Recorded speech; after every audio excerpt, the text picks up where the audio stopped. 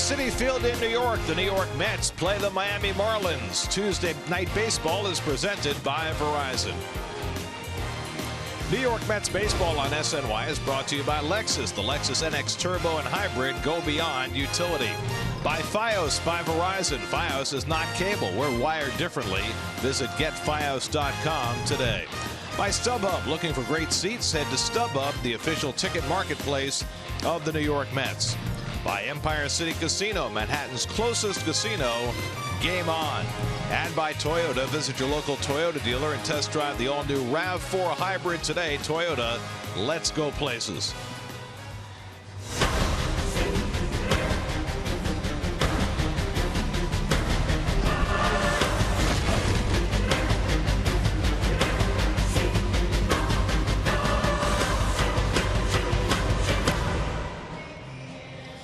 And a pleasant good evening, everybody, and welcome to Citi Field. Gary Cohen, Ron Darling with you. Keith Hernandez will be along shortly as the Mets play the middle game of their series against the Marlins. It's not often that you get a pitching matchup like the one we have tonight. Two 23-year-old fireballing right-handers going head-to-head, Noah Syndergaard and Jose Fernandez. You know, Gary, it almost seems like yesterday when Syndergaard was called up, made that big start in Wrigley Field, looked so mature, but his maturity level is at a meteoric pace right now. We watched him in his first start. He was outstanding. You see the numbers between these two guys, very similar. Syndergaard throws a little harder. I think Fernandez has the better breaking ball.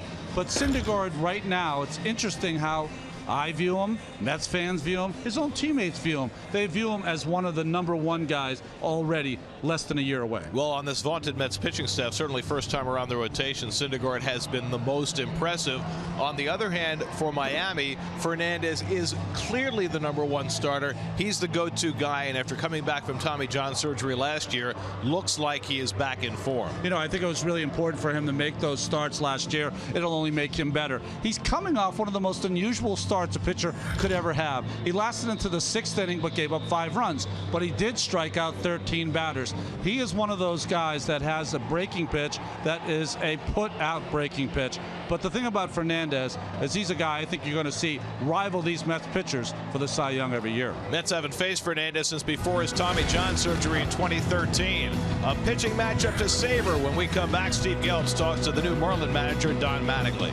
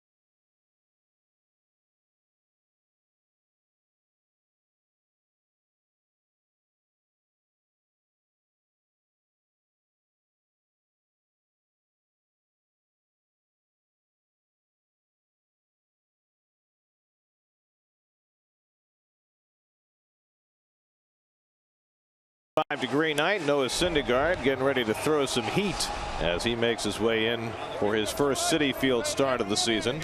Get to Citi Field for Family Sunday, May 1st. Watch the Mets take on the Giants at 1:10. The first 15,000 fans in attendance will receive a pair of Curtis Granderson baseball socks presented by East Coast Power and Gas. Plus, all kids 12 and under can run the bases after the game in the Mr. Met Dash. For tickets, visit Mets.com/Family Sundays.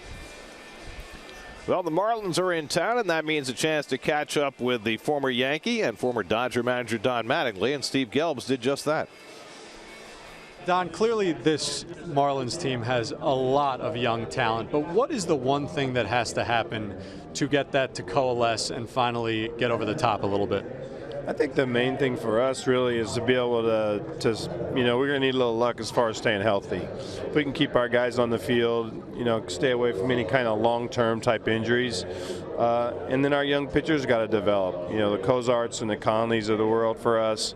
We feel like Hosey's going to be Hosey. Chin will be solid for us. Tommy Kohler's a guy that's been an innings kind of eater, growing in that respect. But our young guys are going to have to pitch well, and if they do, then we're going to end up with a pretty solid 5. We all learn different things from different points in our lives. What did you learn managing in LA that you feel like you can take into this job right now? I just think you're more comfortable. Once you've been able to go somewhere, have success, and then you kind of start over, you're just more comfortable with what you want. You're more confident in what you want.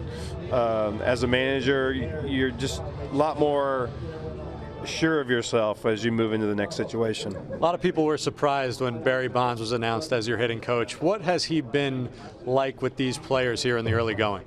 No, he's been good. Spring training, he was good. He didn't force himself on anyone. He just kind of sit back and let them do their thing, and then slowly, started to be able to infuse himself with those guys.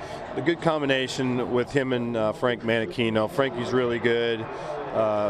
He's been the guy that's kind of knows really more about the coaching side of it, all the things you have to do, the preparation, and he'll be the guy kind of helping Barry, learn to do that part. You had Dee Gordon with the Dodgers, and he had a lot of promise there. Great first half a couple seasons ago, but really took it to a new level last season. What is the Dee Gordon like with the Marlins compared to the one you managed in LA? A little bigger and stronger. Honestly, he's probably put on 15, 20 pounds since those days, and he's still really skinny. But the main thing is confidence. I think you see a whole confidence in D.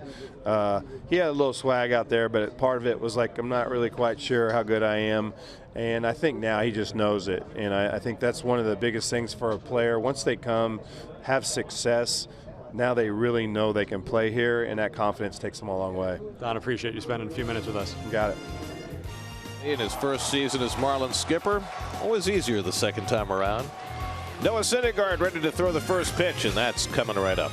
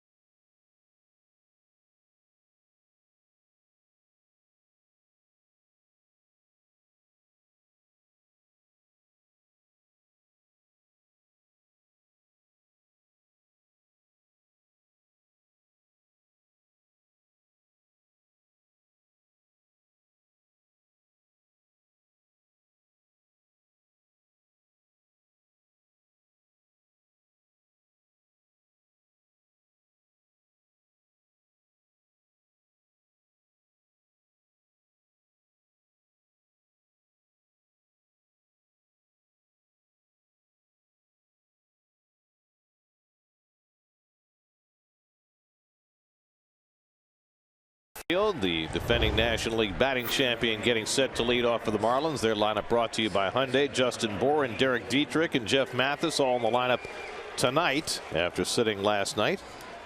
And that's the unit that'll go up against Noah Syndergaard for his second start of the year. Coming off a most impressive winning start against the Kansas City Royals. 6 innings, 3 hit ball with 9 strikeouts. The most impressive guys on base, he bore down. Gordon to lead off. Syndergaard's first pitch, a fastball swung and missed, and we're underway. Wind is blowing in hard from left field. From the west? Is that what it would be? Yes, sir. Maybe northwest. Yeah. And Syndergaard at 98 miles an hour quickly ahead on Gordon 0-2. Gordon 2 hits last night, both infield hits. Had his first stolen base of the year, led the league in hitting and base hits and steals last year. And Syndergaard disposes of him with 3 fastballs for the first out. That didn't take long. Outside corner. That's the pitch you like, Keith. If he starts elevating that fastball, that 4-seam grip right on top of it with those big mitts of his. This is Syndergaard's 26th regular season start in his career. He's now struck out the first batter 12 of the 26 games. Marcell Ozuna hitting second in the order. He was 2 for 6 last night, part of the Marlins' 15-hit attack in their 10-3 win. Opposite field home run, Gary. Well, way out of the ballpark, around 20 feet into that first row of seats, with that right down the right field line.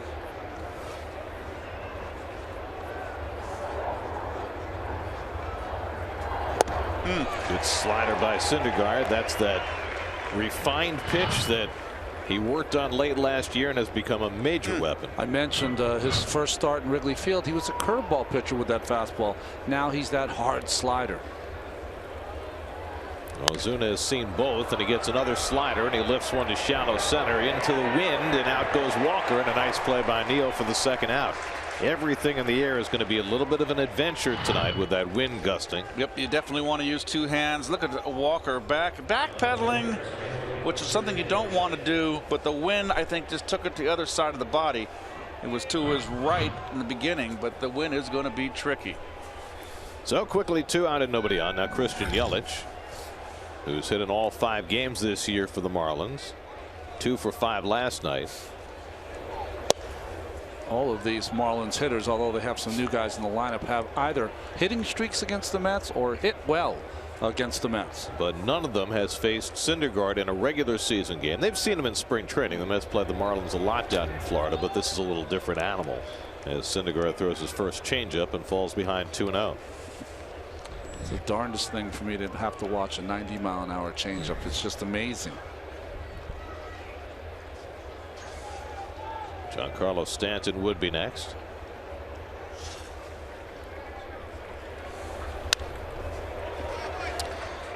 We'll do a. There you go. There's your Met defense, brought to you by Lexus. And you know, the talk about playing the irregulars, the bench players. Terry Collins said because they're not hitting. Terry Collins said they need to play it and they'll find their groove. And this is the same 8 out there again that we see day in, day out. 2-2 to Yelich. Well, the Mets swung the bats a little better last night, but they were behind the 8 ball from early on because Steven Matz had a very rough outing. Hoping for better from Syndergaard tonight. 2-2 to Yelich, and he struck him out with a slider. Good beginning for Noah Syndergaard. He gets the side 1-2-3 with a couple of strikeouts. Now Jose Fernandez goes to work against the Mets with no score.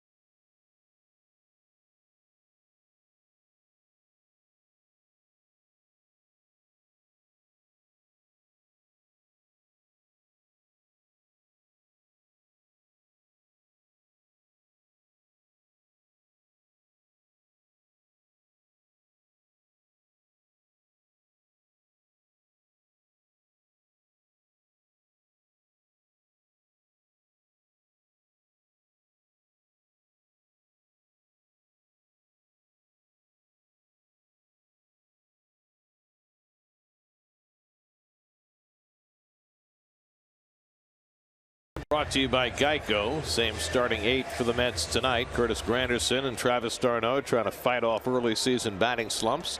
Mets hitting just 185 as a team, last in the National League, and now they get one of the best pitchers in the game to face in Jose Fernandez. Well, this is his 5th start against the Mets. In the first 4, he's 1-0 with a 1.64 ERA. He's never won in this ballpark, though. Struck out 13 in 5 2/3 in his first start against the Tigers, but gave up 5 runs and 5 hits in that game.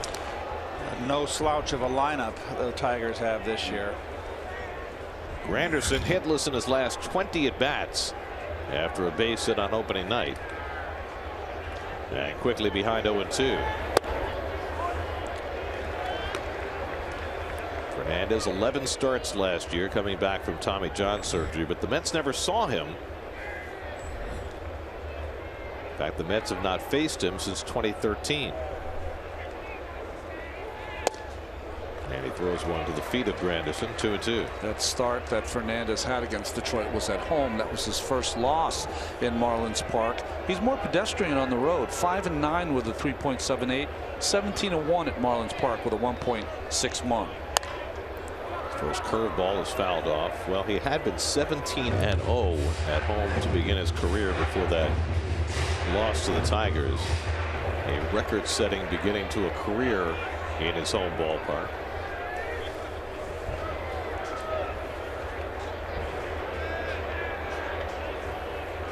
And Granderson pulls one down the line, and he's got himself a base hit. Over quickly, Stanton, but he can't cut it off. Granderson to second, and he'll pull in there with a leadoff double.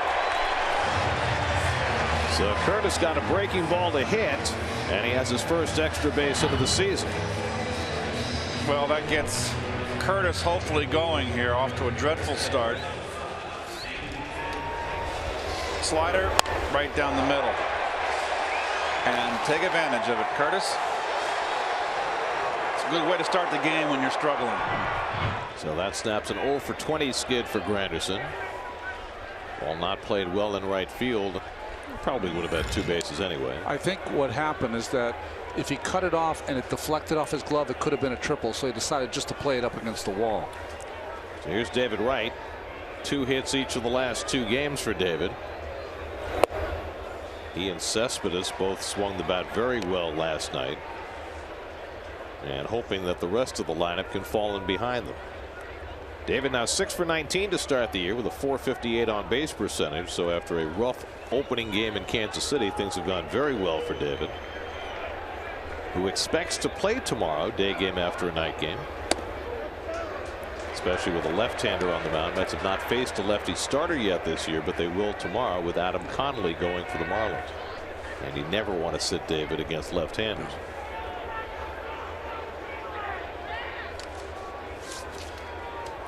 Granderson at second and nobody out. Fernandez behind on right, 2-0. David 0 for 8 in his career against Jose Fernandez. One of only 4 hitters in the Mets lineup who faced Fernandez before. And now 3-0. Fernandez generally does not walk many. Even last year, coming back from Tommy John, fewer than 2 walks per 9 innings. 14 walks and 79 punch outs last season. That's his recovery. That's recovery. Period. Imagine when he gets it going again. And that's inside, ball 4, and the Mets have the first 2 men on.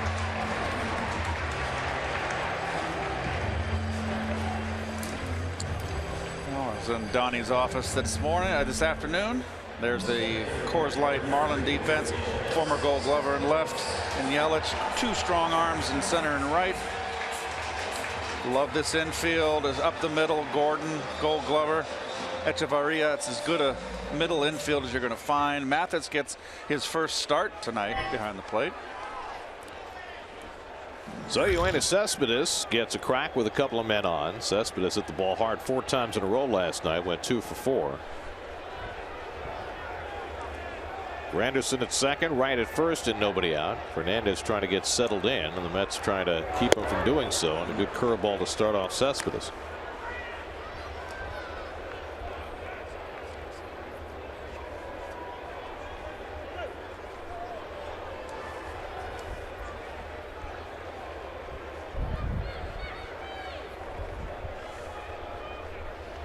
Cespedes sports a different look just about every night, doesn't he?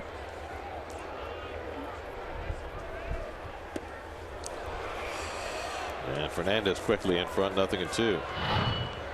Well, he changes looks like he changes means of transportation. Some people have pocket squares. He's got the batting gloves in his back left pocket.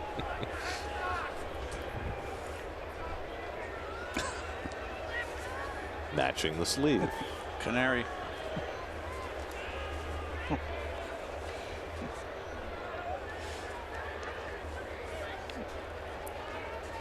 0-2 to Cespedes, and he struck him out with a high fastball. So he set him up with breaking stuff, went upstairs to get him, and that's the first out. And that had some cheddar on it. He reached back and let this one go.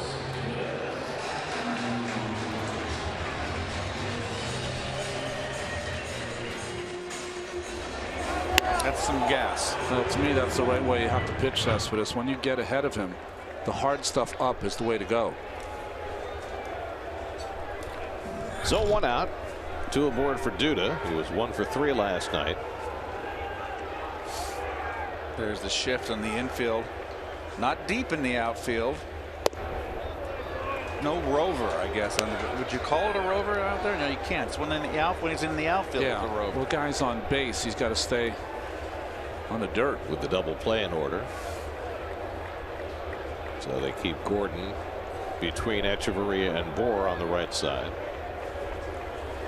Nice There's a change up by Fernandez, and it's 1-1. So another guy with 3 pitches. This is the one thing that I've seen, Ron, in the major leagues today is they're teaching these pitchers in the minor leagues to throw changeups. They're coming up with changeups in their repertoire. Yes, they are. Well, he was in the big leagues as a 20-year-old, throwing all 3 of those quality pitches. Burst onto the scene in 2013.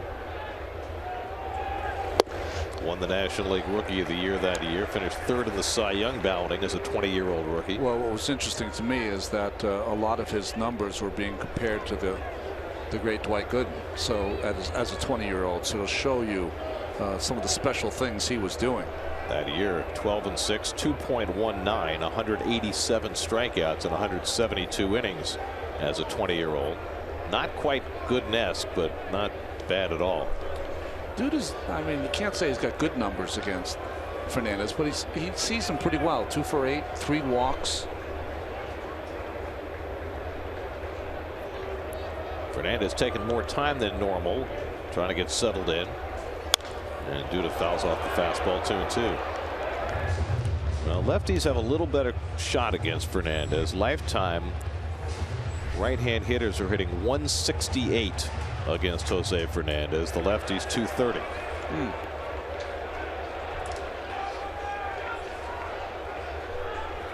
By now you probably know the story. Fernandez came to this country from Cuba as a 15-year-old after several failed attempts and having been imprisoned as a teenager in Cuba. That's lined into right center field. Stanton over, plays it on a hop, base hit. Granderson goes to third. Stanton bobbles it. Granderson will score. Heading for second, Duda, and he is tagged out by Gordon for the out. But the run comes home on the base hit by Duda, and the Mets have a 1-0 lead. Are they going to charge an error here to Stanton, who has had a little difficulty here in this first inning in right field? Change up. That's got to be an error right there, an advancement of the runner to third. Ozuna with the good recovery, and Gordon able to reach behind and get the tag on Duda. Now it's questionable whether Granderson would have scored here, Gare. He wasn't sure that ball was going to be caught. And Lucas here might have just run his team out of a potential big inning right here. It would have been first and third with 1 out. They are not going to charge an error. They're going to say single RBI. Wright takes third on the throw. So no error on Stanton. Okay, I can agree with that. So with a run in, Neil Walker bats with a runner at third and 2 out. Wright took third on the throw after Stanton missed it. Yeah, something like that. Okay. Right. Walker's also had some success against Fernandez in limited at bats, 2 hits and 5 at bats.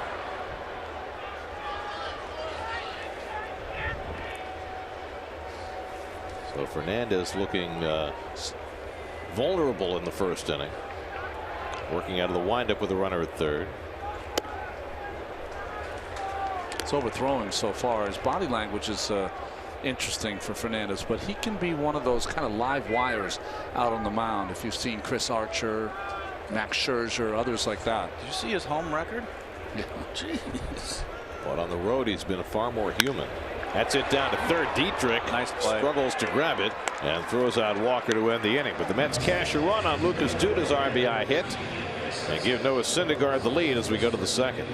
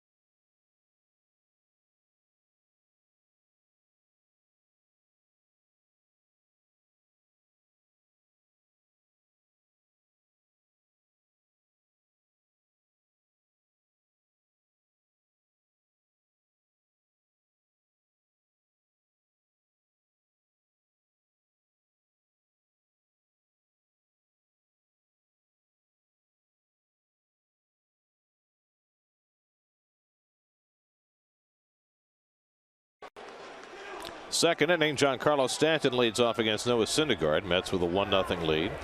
Stanton hit his second home run of the year last night. And he takes curveball for a strike. Stanton's had a rough introduction to this game in the field. He's had a tough night.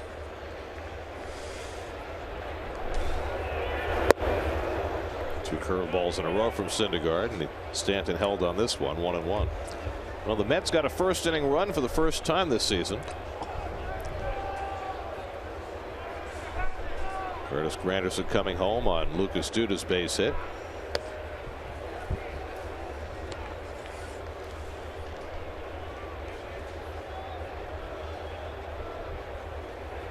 It'll be Stanton, then Justin Bour and Derek Dietrich for the Marlins in the second.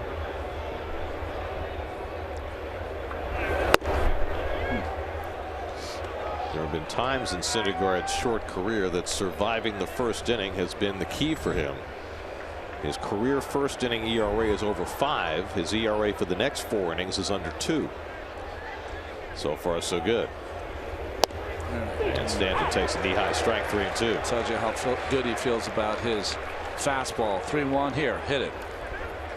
He might throw a 3-2 breaking ball here, though. Started him off with 3 breaking balls in a row. And he challenges him. Oh, what was that piece of equipment that went flying back? It's like the shoulder pad for d'Arnaud's chest protector. Right on his throwing arm. Yep. Throwing shoulder. There you go. That's always sweet. What is that? Those are little Bobby socks on the left. Oh, Red Sox. Bobby. Remember who you played in '86? It was Boston Bobby Sox. D'Arnaud has the little shoulder guard back in place. And he throws him a 3-2 hook and strikes him out. Third strikeout for Syndergaard. Well, here's the play that the base hit off of Duda here. Watch Grandy. Now he may not have scored because he got a strong arm right here. He doesn't get a good read. He's not sure. And the bobble by the botch play by Stanton in right field. I don't think Granderson's going to score, even though Tuffle was waving him home. But that was after the fact that he made the boot. If Stanton comes up with that clean, the bases would have been loaded. Here's Justin Bour, who sat last night against the lefty. Bour coming off his first season in the big leagues, hit 23 home runs last year. Closed captioning for Mets baseball brought to you by Sideline. I like this kid, Bour. He's a big, strong kid. You like him because he doesn't use batting gloves. He's got a good power swing, big, strong guy. He can be guy hit 20 plus. Perfect to have him behind Stanton for protection. Two big power hitters. Ball 2 strikes on Bour, who's now 27 years old, 25th round pick by the Cubs out of George Mason University, not a school that produces a lot of big leaguers. That looks something out of a Woody Allen movie right there, doesn't it? One in particular. Changeup strikes out Bour, so that's 5 batters, 4 strikeouts for Noah Syndergaard. So many weapons. It's just unfair. It doesn't have to throw a strike, folks. Be kind of curious here to count how many strikeouts Syndergaard gets every time he's out there. Balls out of the strike zone. That's how wicked his stuff is. When he was in Kansas City, Ned Yost said he waited till George Brett came down to the locker room, asked him, he said, "Did you see what he was throwing out there?" He said, "Yeah, no human being can hit those pitches." That's how good he was. Talking in particular about 195-mile-an-hour slider that Syndergaard threw in that game. Like I said, Ronnie, if he learns to throw, elevate that fastball on the chin and the eyes, shoulder height, and then have that breaking ball down, he doesn't have to throw a strike. And I've said before, this is the second coming of, it could possibly be the second coming of Nolan Ryan, and I don't throw out superlatives very easily. That's how impressed I am with this young man. Well, every fireballing pitcher from Texas gets hung with a little bit of Nolan Ryan and Roger Clemens comparison, but with Syndergaard and the way he looks right now, it might be fair. No wonder he was a first-round pick. How did he go through 38 picks? 1-2 to Dietrich. Struck him out. Noah Syndergaard strikes out the side in the second inning. Syndergaard has fanned 5 of the first 6. He's off to a roaring start.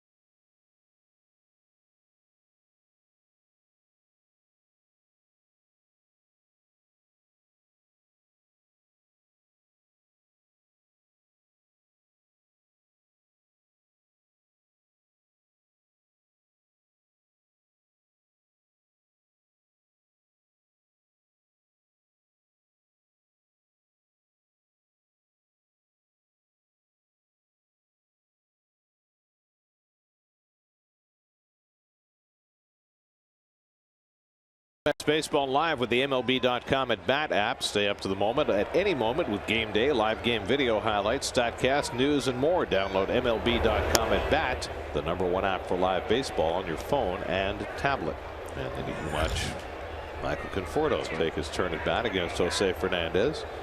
Conforto 1 for 2 last night, hitting .294 to start the year. And Fernandez picks off the inside corner, 1-1. I wonder if Conforto wipes his bats down after the game, because his first at bats, that bat is clean. No marks on it. I never like to clean my bat from pine tar after a game. I wanted those hits I got that night to soak in for the next day. Curveball sits upstairs, 2-1. Well, we both know some hitters who like to keep their bats pristine, maybe in a separate bat bag. Yes, Greg Jeffries. I told him the same thing. I said, you're going to rub those hits off that bat, Greg. 2-2 to Conforto as Drupal Cabrera on deck, and then Travis d'Arnaud against Fernandez. It didn't look exactly right in that first inning. He looked jumpy. That's what he looked like. Syndergaard totally under control in the first 2. Fernandez a little jumpy.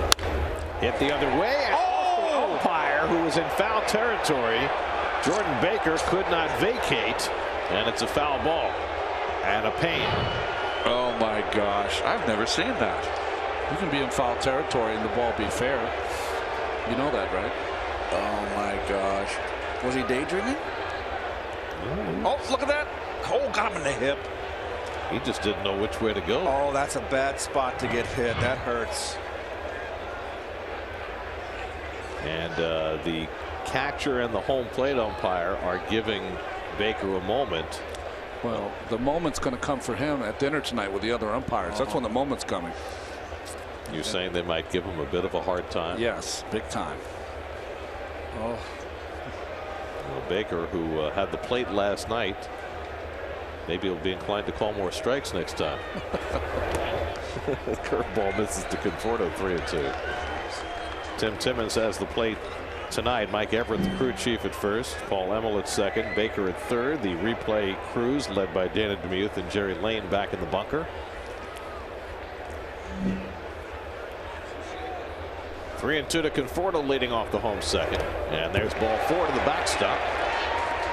And so there's the second walk given up by Fernandez, who walked only 1 in his first start of the year. So he is not sharp early in this one. I'm surprised he's going to the breaking ball. I mean, especially a guy who hasn't seen him.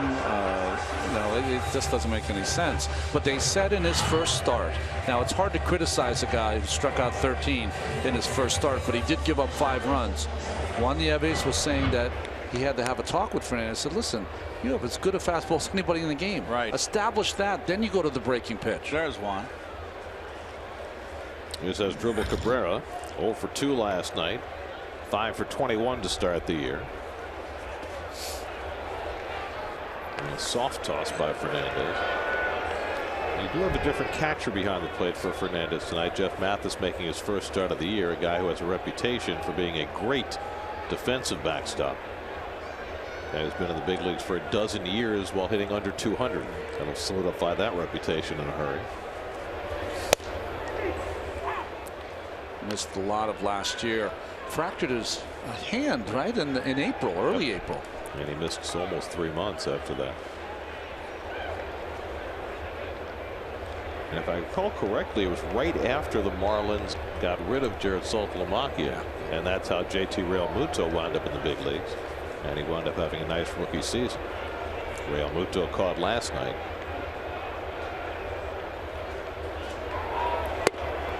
Jeff Mathis learned his craft under the tutelage of Mike Scioscia with the Los Angeles Angels.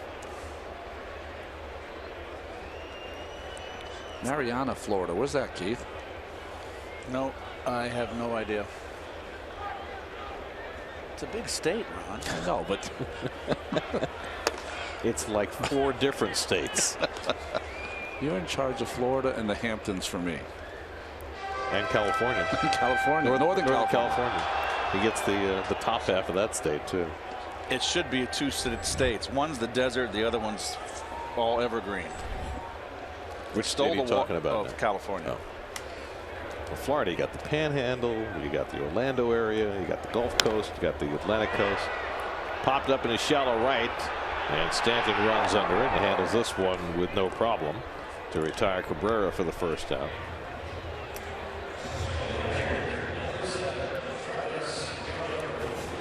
So 1 out and 1 on. Now Travis d'Arnaud trying to fight his way out of the early season doldrums. Just 1 for 15 to start the year.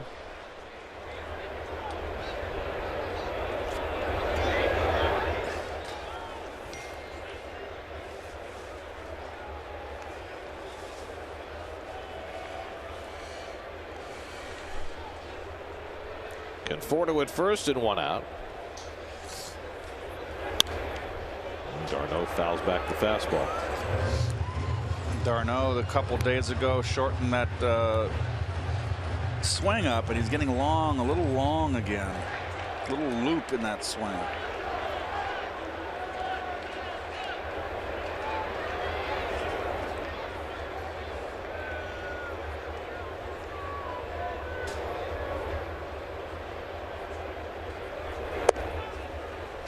Curveball away. Well, nothing's changed in the game over 150. How many years, Garrett? 150? Or so. Get those good pitchers out there, and they're trying to find their stuff early. That's when you got to get them. Get them into that early shower.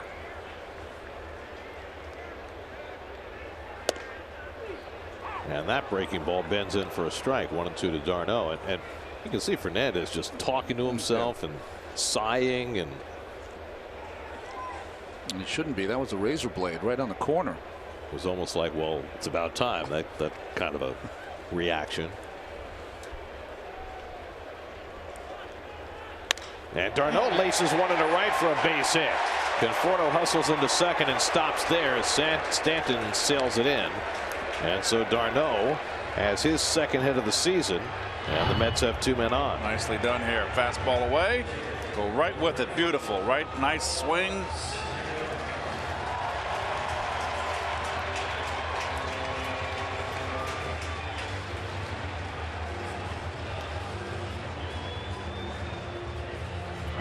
Gets the attaboy from Tom Goodwin. You know, it's interesting in last night's game, the big inning that the Mets had with 3 runs, d'Arnaud ended that inning with a hot shot to second base. So it's obvious that he's trying to, you know, hit the ball up the middle, Keith, trying to go that way. Well, we'll see what Syndergaard is asked to do here. I think he wanted to be sure. Almost makes me think that maybe Terry would give him 1 pitch to swing, and he wasn't certain, and he wanted to be sure. I would think against Fernandez, I go straight with the bunt and try to get as many runs as he can. I agree. I would have him, but I don't care how good a hitter he is, and he can swing the bat. This is his first plate appearance of the season. He pitched in Kansas City first time out, so didn't get to bat. And he is bunting and fouls it off. And neither guy on the corner is a great defensive player, although Bohr seems to be very aggressive, Keith. Syndergaard had 9 hits last year, hit 209, including a monstrous home run that he hit here at Citi Field. Look at Bohr at first. I haven't seen a first baseman be that aggressive, and now he's backed up a little bit, but that's aggressive. Nice. Bunted toward third, just where he wanted to put it. Fernandez has to wheel and throw in time, and they get the out on the sacrifice, but a perfectly executed bunt by Syndergaard. That's a misplay by the third baseman. Dietrich's got to read this, and he's got to understand that at some point the pitcher's not going to have a play at third, so you charge. You take the play. Only if it's right back at the pitcher do you go back. He should make that play. It's easier coming in. That's inexperience. So 2 in scoring position for Curtis Granderson.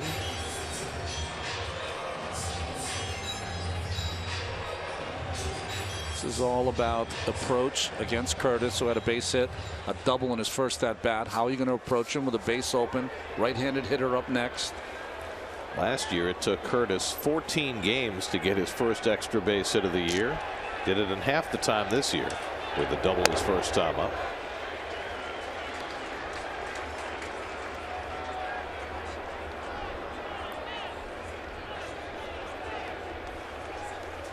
'23-year-old Jose Fernandez already up to 40 pitches working in the second inning.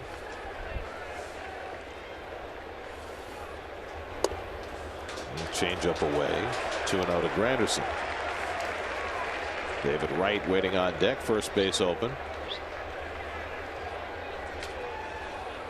Nope. Good pitch to hit right here. You can just sit on a fastball. If you don't get it, you can take it. It's got to be a pitch to your liking. Really aggressive. A 2-0 breaking ball instead. He's pitching like he's throwing 89 miles an hour around. Yeah. You know, We saw him dial that to 98 in the first inning when he struck out Cespedes, but mostly he's been living 94, 95. I'd give him a hit sign here. Granderson loves to hit 3-0. And he takes a rip at a curveball. 3-1. Fernandez and Mathis knew that also. Still the same count now. What are you going to do? Do it 3-0? You're going to do it 3-1?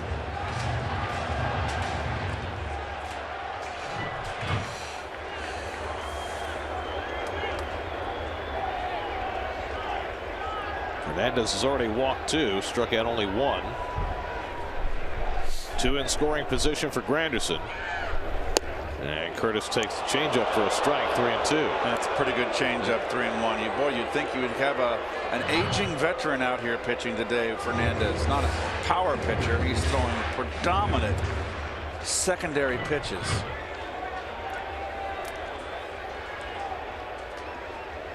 Well, he threw a curveball on 3-0, a changeup on 3-1. What does he do on 3-2?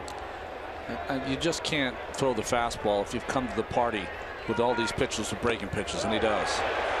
And a check swing. Did he go? He did not. It's ball 4 to Granderson, and the Mets have the bases loaded. And Fernandez is begging now.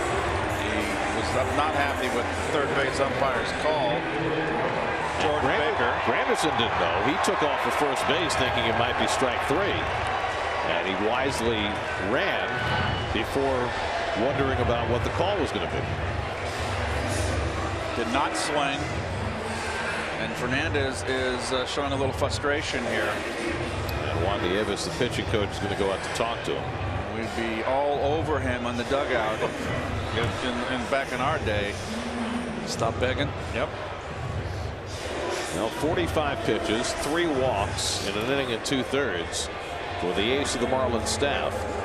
And on a night when Noah Syndergaard looks like he has all world stuff, Fernandez and the Marlins both know they can't afford to fall much further behind. You know, it's one of the reasons you're taught to be so stoic in your body language as a starting pitcher, because you don't want to give any ammunition to the team on the opposite bench.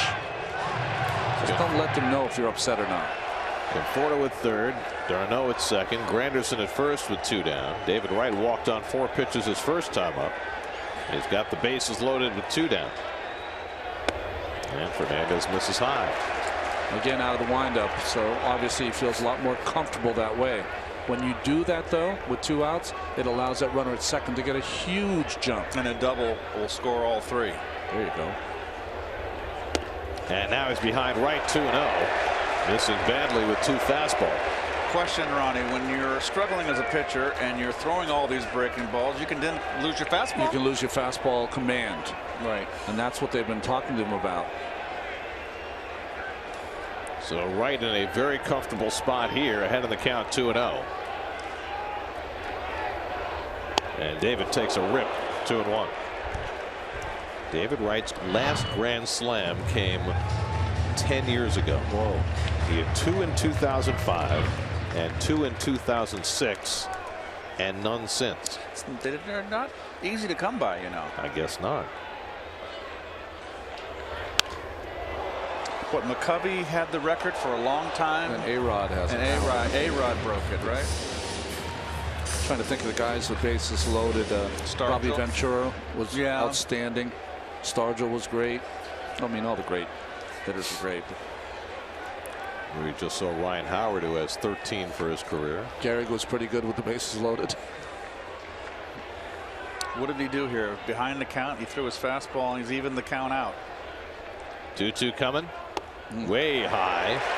Overthrowing that fastball, and now that'll set up the merry-go-round.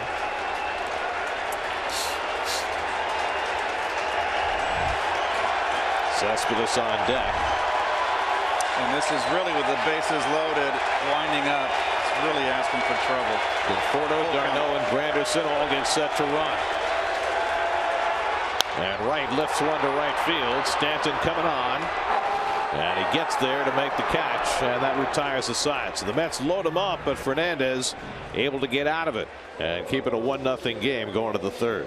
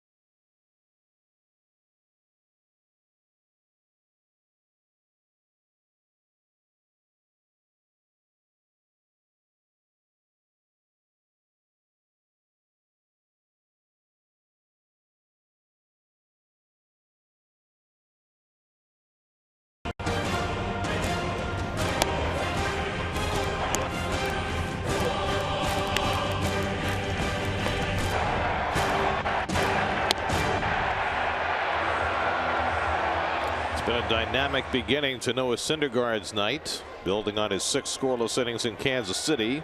6 up and 6 down tonight with 5 strikeouts. And Danny Echeverria takes a fastball off the plate as we start the third. Echeverria 1 for 4 last night, drove in 3 runs. 6 RBIs on the year on the 8-hole. Hitting 7th tonight with Jeff Mathis in the lineup batting 8th. And a pretty good hitter in Fernandez batting 9th.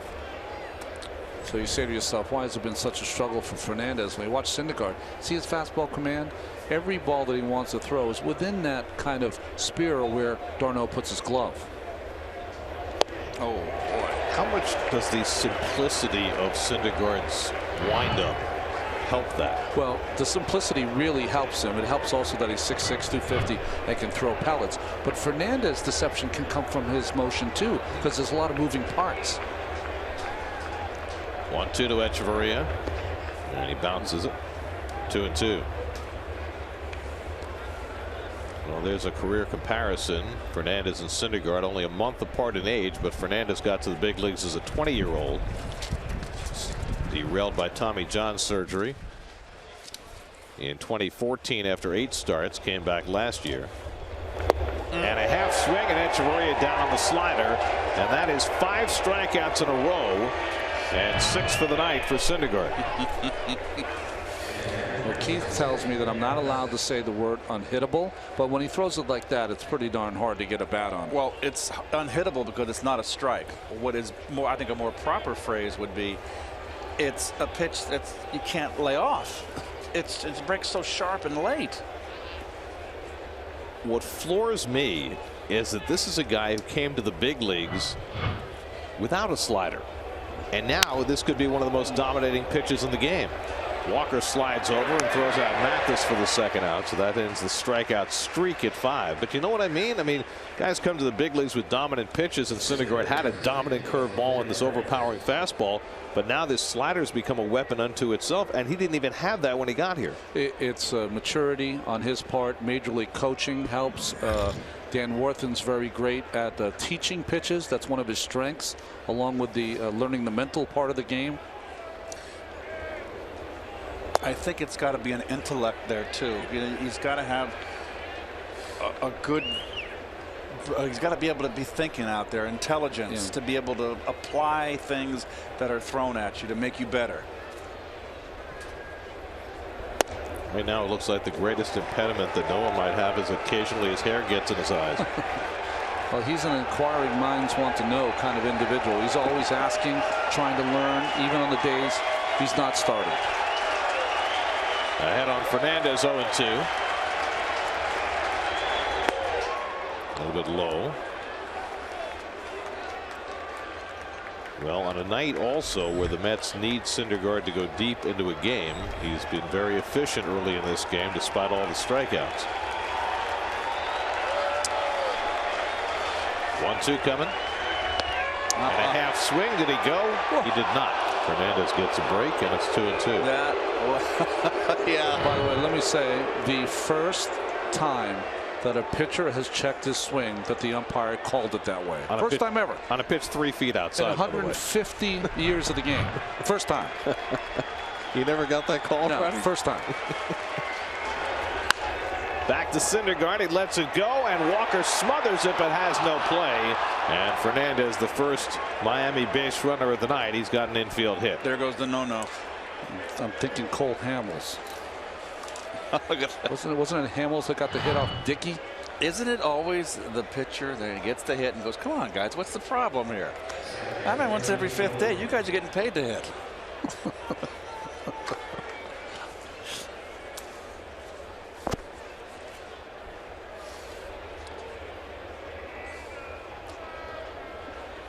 So Syndergaard will work out of the stretch for the first time as he takes on Dee Gordon, who struck out on 3 pitches to open the game. 99 low and in, ball 1. Dee Gordon, who had 35 hits against the Mets last year, the most hits any player's ever had in 1 year against the Mets, and tying the most any player's had against any National League team in the last 40 years.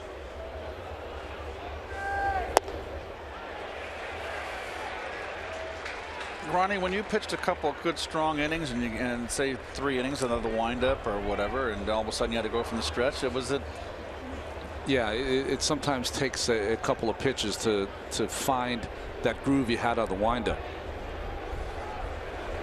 Does it help that Syndergaard's windup is almost like a stretch? Well, yeah, that helps, and also the other thing is you got the pitcher on first, so it's, you know, you're in the stretch, but you don't care about the guy at first base. And Dude is playing behind him. Well, Gordon so far has been overmatched on Syndergaard's fastball. Makes contact with that one to stay alive.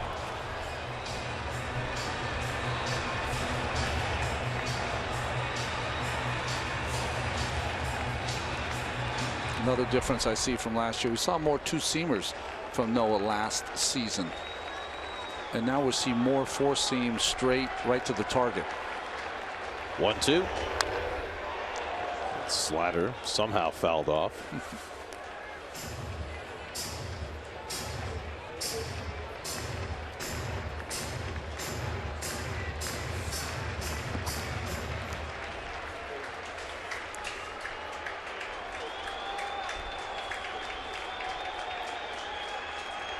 Again, the 1-2 to Gordon, and a tapper foul.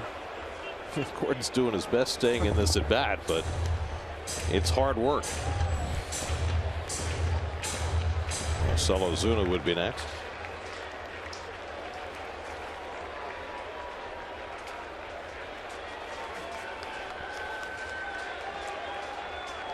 Seventh pitch of the at bat coming to Dee Gordon.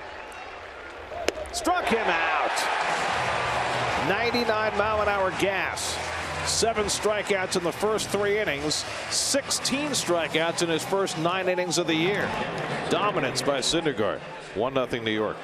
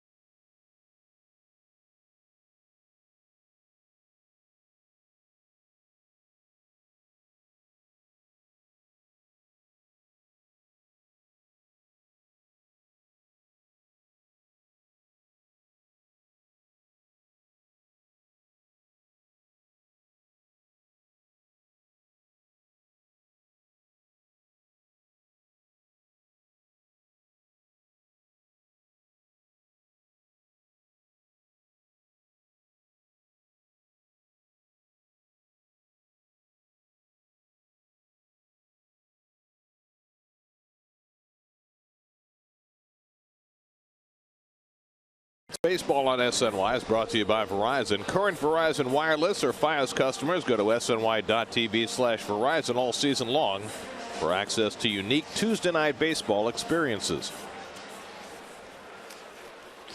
Get to Citi Field Saturday, April 30th to watch the Mets battle the San Francisco Giants at 4:05. The first 15,000 fans in attendance will receive a Noah Syndergaard gnome, courtesy of Citi. For tickets, visit Mets.com/tickets. The way he's going, he can get somebody else to take care of the garden. Right. It'll be interesting here. Fernandez and Cespedes started him with 2 breaking balls in the first at bat. Let's see how he goes after him here. Fastball first pitch. Well, it's been a slog these first 2 innings for Jose Fernandez. Fortunate to be down only 1-0. Yeah, but 52 pitches now in the starting the third. Blows that one by Cespedes, 1-1. Well, he threw 106 pitches in 5 2/3 in his first start against Detroit. So whereas most teams have been holding their starters to 100 or less in their first outing of the year, he was allowed to go a little bit further. He had 13 strikeouts in that game. Only 1 so far tonight, as opposed to Syndergaard, who's fanned 7 in the first 3 innings. Well, he's coming out of this one throwing fastballs. I think that Juan Nieves, the pitching coach, probably said, hey, get your rhythm with your fastball. You're throwing 96 miles an hour. Yep. He just showed it. Yep. He said, yeah, at least he's throwing his fastball now. There's the breaking ball, and Cespedes gets a hold of it. Deep left field. Back goes Yelich near the wall, and he makes the catch right at the blue padding. With the wind gusting in from left field, any other night that ball is maybe in the second deck, but not tonight. 358 right there. That's not a deep part of the ballpark. And he just got under it, and the wind took this one back in play. There's no question. Hanging breaking ball. Look at the hanger. He thought he got it. He did. The wind got it. You see how that wind is gusting in better than 20 miles an hour. Cost Cespedes a home run there. And now Duda.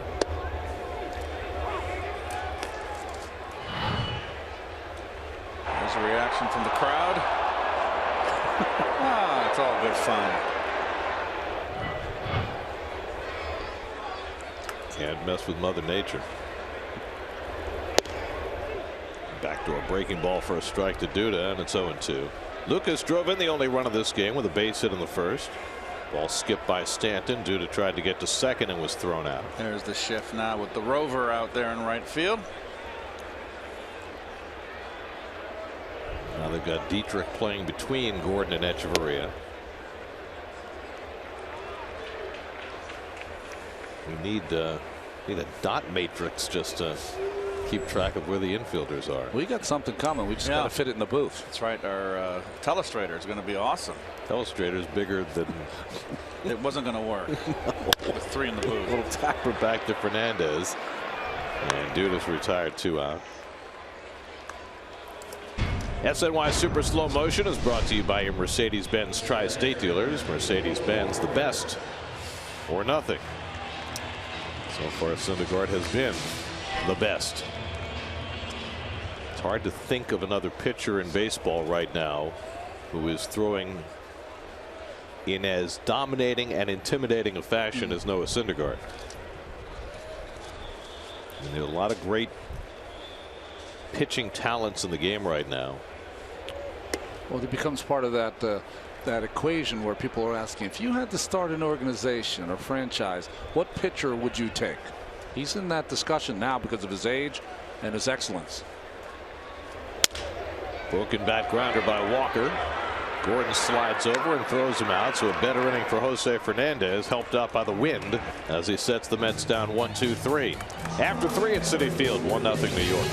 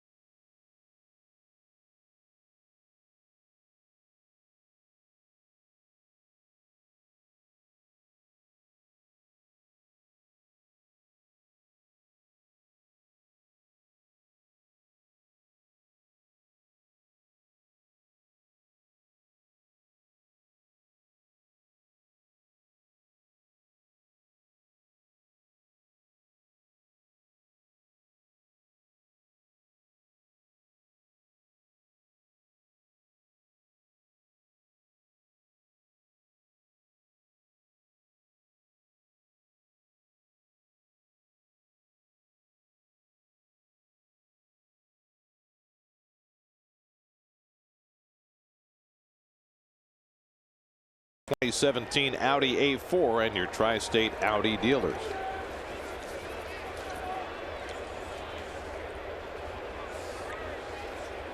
Marcell Ozuna leads off the fourth inning against Noah Syndergaard, who pops the outside corner. Ozuna popped up his first time up. He didn't like that call. He's saying if you're going to give them a little borderline strikes with this stuff, it's going to be a long night. To which Tim Timmons says it's windy, it's cold. Get in the box. It's a strike.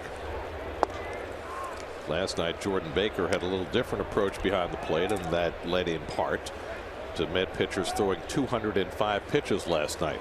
Oh. Only the third time in the last 4 years the Mets have thrown 200 or more pitches in a 9-inning game.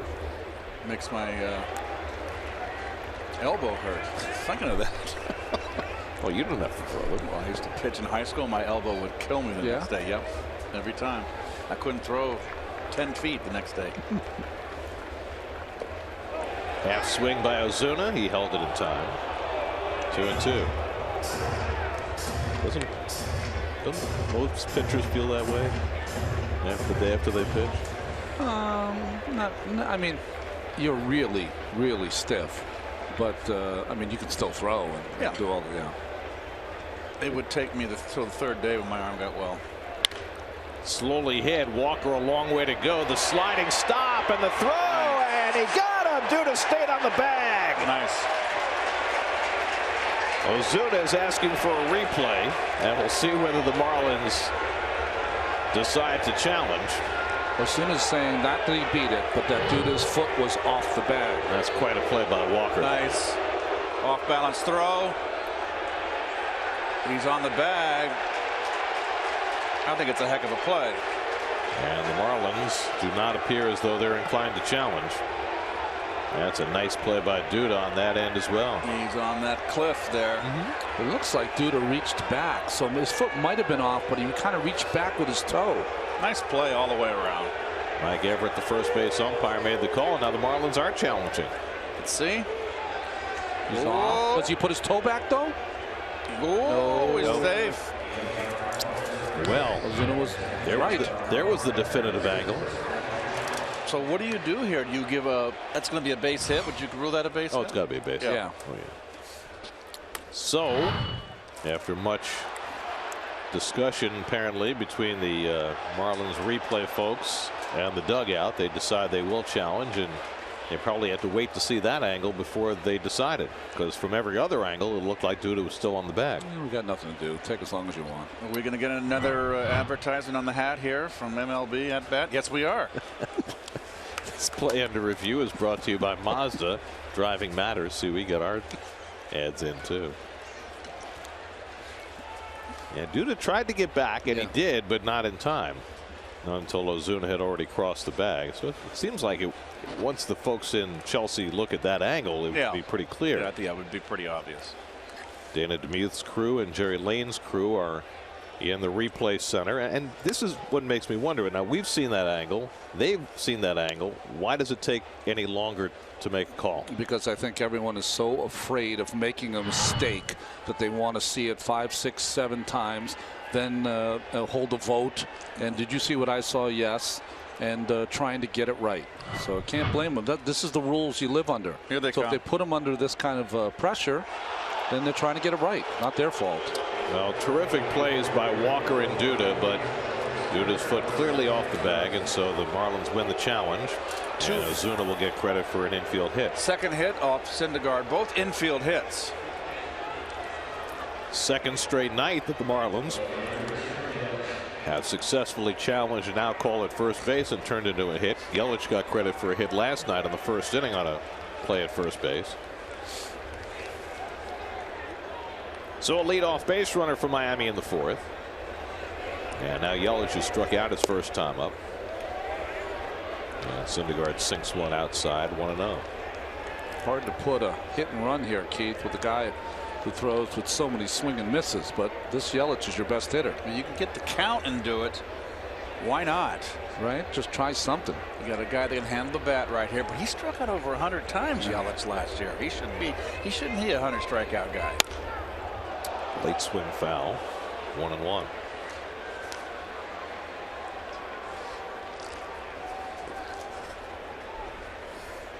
They asked Barry Bonds, did he think coming to coach and instruct Yelich he could get him to hit more home runs? Barry's answer to that: why would you want him to hit more home runs? Right. He's a good hitter. Yep. Just let him hit. Exactly. Saw a nice interview with Barry about hitting last night. He said the most important things about hitting are keeping your hands up and having the bat be an extension of your hands. Which is about the most simple advice I've ever heard about hitting. Slowly hit. Walker has to hurry. Gets the out at second, and Cabrera won't even try to get the double play. Now, are you almost hoping at that point that maybe Ozuna slides past the bag so you get the automatic double play? Oh, you'll definitely see it where guys are going to watch. See, well, look at Cabrera. He's watching to see if Ozuna goes through the bag. And Ozuna was very careful to make sure he stayed on the bag and didn't go past, right? You know what That's what everybody's conscious of now. You know what I'm thinking too is you're going to see less attempts at double plays because of the neighborhood play being gone, and the shortstop or second baseman has to stay on the bag instead of being given that, allowing that foot. In the hole, Cabrera gets the out at second. Nicely done by Cabrera as they force Yelich for the second out. Well, Cabrera continues to play a very solid shortstop. Gets in front beautifully, two hands. I just like what I see. Boy, just got him at second base too. Had Yelich's foot not bounced before the bag, he might have beat it. So Stanton, first pitch swinging, grounds into the forced play for the second out. And now Justin Bour struck out his first time up. So all three hitters in the inning making contact against Syndergaard, who has struck out 7 in the first 3 innings. And Bour slaps one the other way with the infield shifted, and he's got a base hit. Stanton pulls in at second. And so the Marlins attacking early in the count now against Syndergaard. And Bour defies the shift and has a base hit. I want to know the exit velocity on the 3 hits so far by the Marlins. I think that's about 28 miles an hour. You'll take it. Yes, he will. When you got a tough pitcher out there, you can't be swinging for the fences. You've got to be compact and hit the ball where it's pitched. And conversely, if you're one of the Mets' excellent starting pitching, get some quick outs. Guys being aggressive first pitch. So now the Marlins have a runner to second base for the first time tonight, and Derek Dietrich will try and get him in. Dietrich struck out his first time up on a high fastball. And he lines the first pitch into right for a base hit. Stanton turns third. He'll be waved home. Granderson's throw to the plate not in time. No throw to second. Arriving there safely is Dietrich. And the Marlins have tied the game at 1. So 3 straight hitters put the first pitch into play, and Dietrich drives in the first Miami run. And the first run Syndergaard has given up this season. Fastball down, Ronnie, instead of up. Dietrich a low ball hitter. Nice hitting, 2-out RBI off a tough pitcher. Granderson sends it over the cutoff man's head, allows the runner to advance.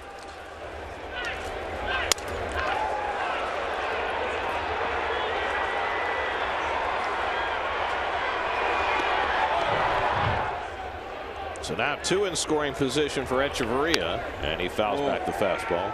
Good cut. So 4 straight hitters now have attacked the first pitch. To get a fastball, a good pitcher, you gotta go to hacking. Just a little adjustment second time through the batting order. Yeah, and see Barry talking to his hitters. Big out, huge out for the Mets and Syndergaard here. Bour at third, Dietrich at second with 2 out, and Echeverria waves at that slider, and it's 0-2. It's the first slider that he's hung so far this evening. That's hittable. It was away enough.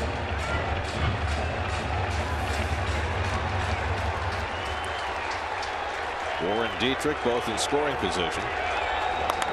3 hits in the inning for Miami.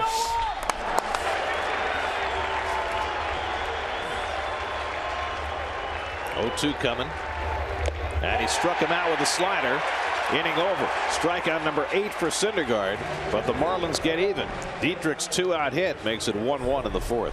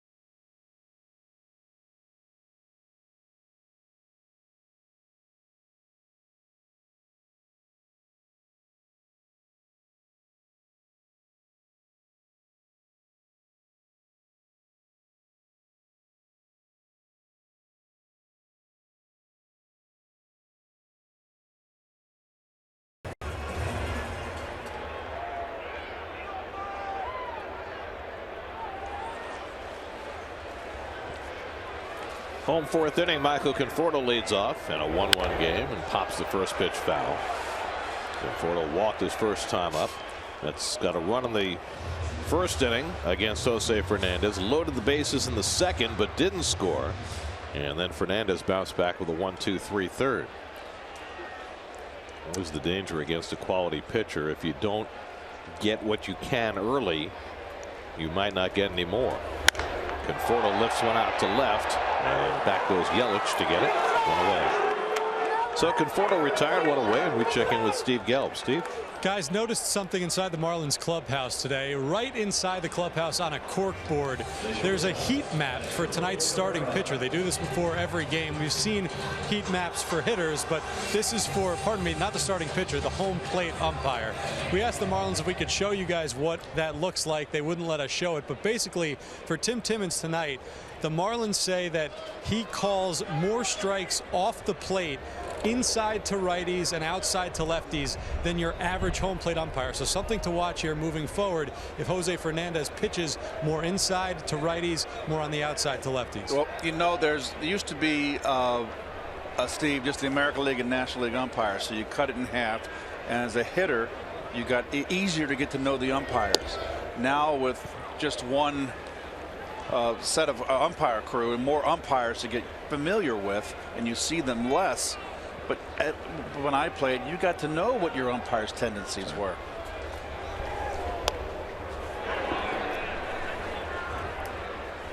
And did you find that as a hitter that umpires were consistent in their tendencies, that if there was a guy who would give you one part of the plate but not another, that he was consistent with that from game to game? The good umpires were the ones that were consistent. The bad umpires are always the ones that were inconsistent.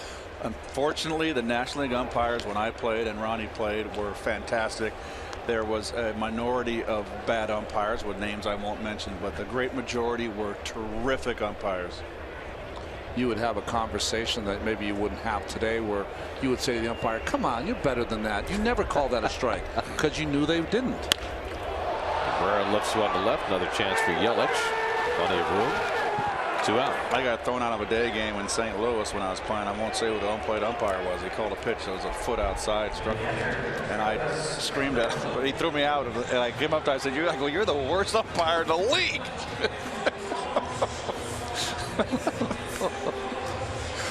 Oh. So you had your own grading system for the umpires? Yes, I did. It was, you know the good ones and the bad ones were. It was a Keith personal heat map. Speaking of heat, anything warm is appreciated tonight. With that wind gusting in, it's a little uncomfortable, even though the temperature's in the 50s. Warmed up last night. It was a nice night, but boy, the wind is. Last night, whatever breeze there was blowing the other way, out of the south. And it rained all morning, right into the early afternoon.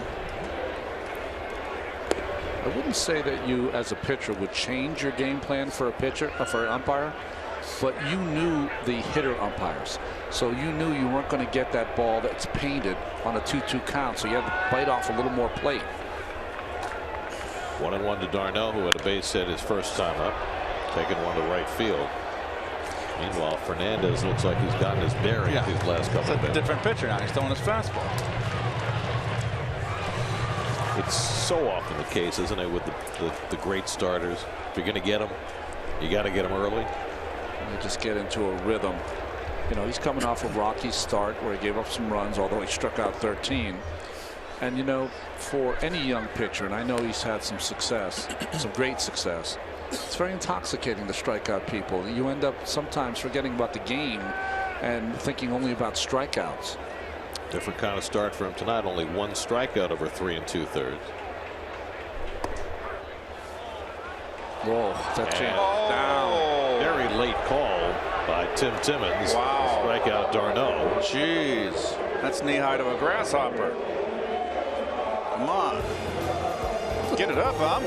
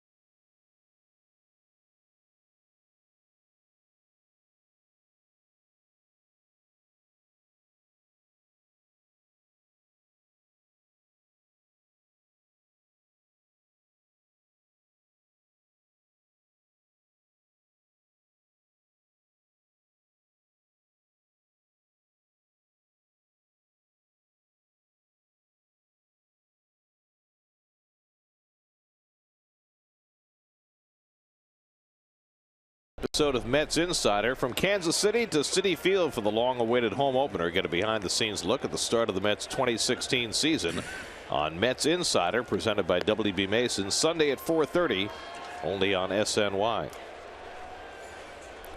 Noah Syndergaard has struck out 8 Marlins over the first 4 innings, but got touched for a run in the 4th. And the game tied at 1 as we start the 5th. 8-9-1 in the Miami batting order. Jeff Mathis will lead off against Syndergaard. Bottom of the order, Ronnie, and also see what Syndergaard does to change the program. They attacked him first pitch in that last inning when they touched him up for that run. Mathis grounded out to second base his first time up.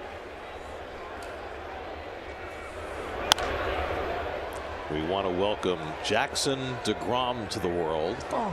He was born at 9/23 last night. Proud parents Jacob and Stacy down in Florida. Fantastic. 7 pounds 12 ounces. That's a big league name, Jackson DeGrom. Jackson with an X. Oh, really? Jaxon. Syndergaard blows one past Mathis, 0-2. Now, in terms of roster management, DeGrom is still on the active list, not on the DL, not on the paternity list, but the Mets brought Rafael Montero to New York to be on the taxi squad tonight. And Syndergaard strikes out Mathis. That's 9 strikeouts now for Syndergaard. Well, same number he had in his first game against Kansas City. That doesn't strike out. He's been dominating at times. Gets up in the head in the count, and it's almost like he can throw whatever pitch he wants by the hitter. Again, we're seeing that great slider has played a big role in the strikeouts tonight. It's Jose Fernandez who had the first hit against Syndergaard, an infield single in the 3rd. Getting back to Montero being brought here for the taxi squad. The plan is for Logan Verrett to start in DeGrom's place tomorrow afternoon. But with the Mets short in the bullpen after using so much of it last night, if Syndergaard were to have a short start in this game, the plan was for Verrett to pitch in relief today. Then they would activate Montero to start tomorrow, and that's why Montero is here.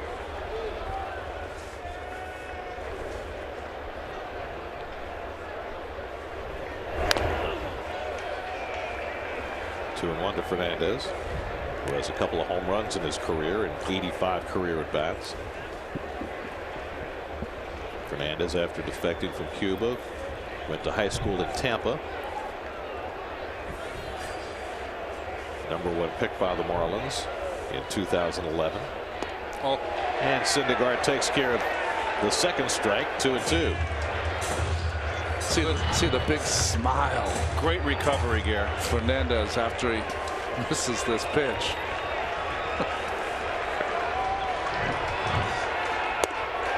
Strike 3. 10 strikeouts for Syndergaard.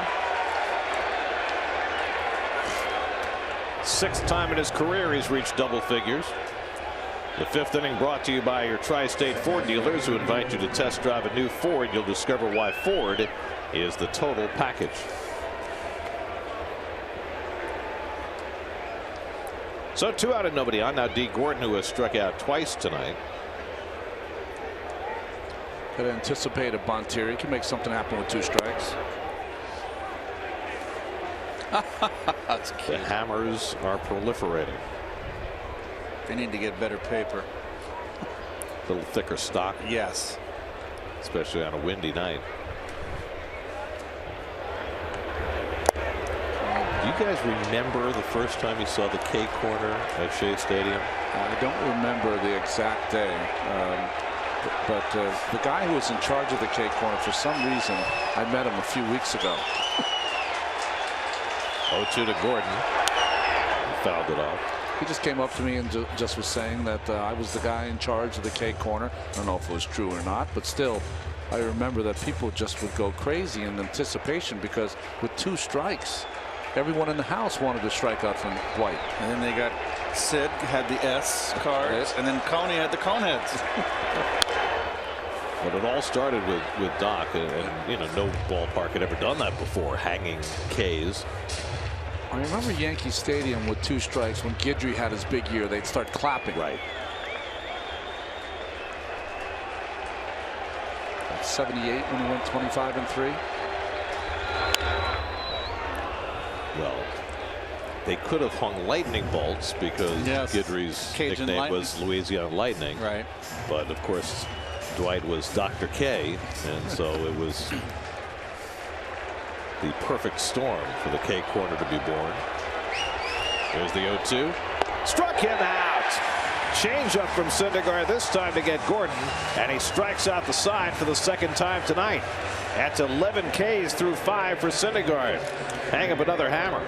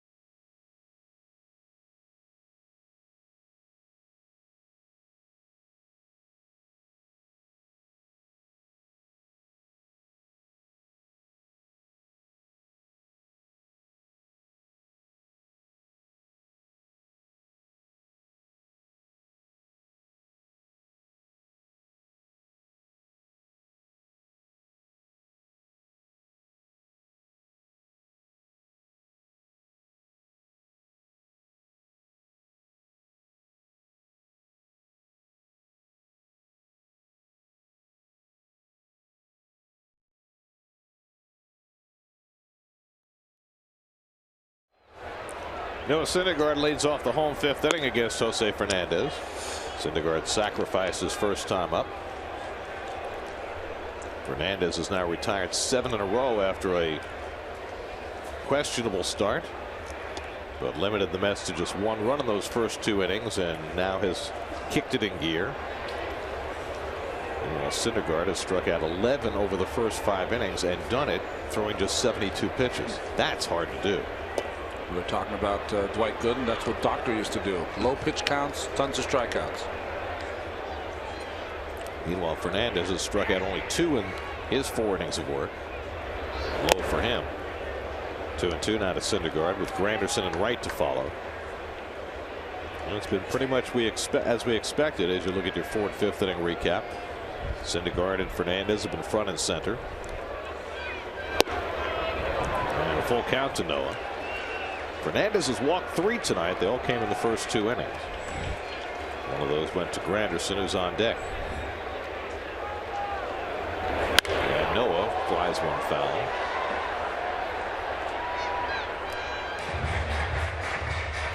The Dodgers had their home opener spoiled by Paul Goldschmidt this afternoon. Goldschmidt had an 8th inning home run, and the Diamondbacks beat the Dodgers 4-2. Vin Scully's last home opener at Dodger Stadium.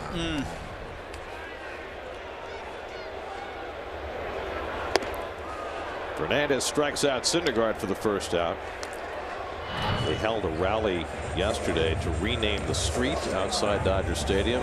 Elysian Park Avenue, I think it's called, is now Vin Scully. Oh, it is. Good. It should be. And they had thousands of people at the ceremony for the renaming, and they all started chanting "1 more year." And Vin said, "I've thought it out." He's remarkable. He truly is. Just a wonderful man, a class act. Did you say I called it Vin Scully Way? Because it was Elysian Way. It was the name of the road. Granderson has doubled and walked tonight. Legion Park, yeah. Make the right-hand turn from downtown off of Sunset up the hill on Legion Park. Come in over the left field fence, drive around the outfield to the right field bullpen, walk into the stadium. Now people are going to be following you. I'm just saying that not many people can go that way. That's your way.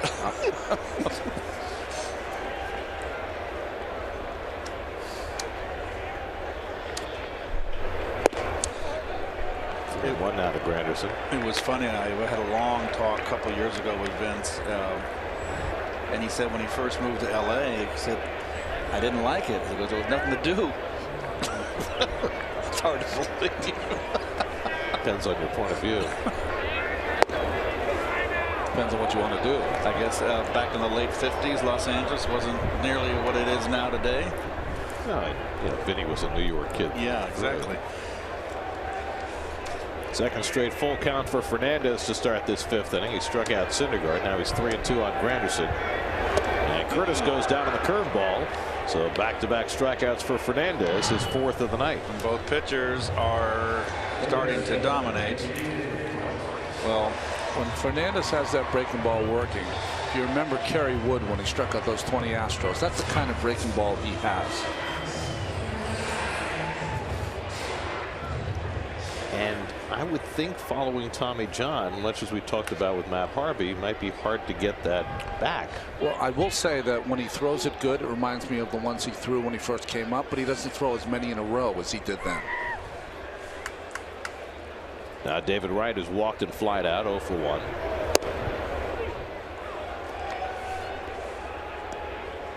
The hitters seem a little frustrated. Tim Timmons has a bigger strike zone than last night, and I think you're saying exactly what they're saying, Keith. It's they don't need any help. I think he's only call he's missed is the one on Darno. Yeah, no, I agree. He's had a good strike zone. All the information was there on the heat map. That's right. I could think of a better term than heat map. It could be misconstrued.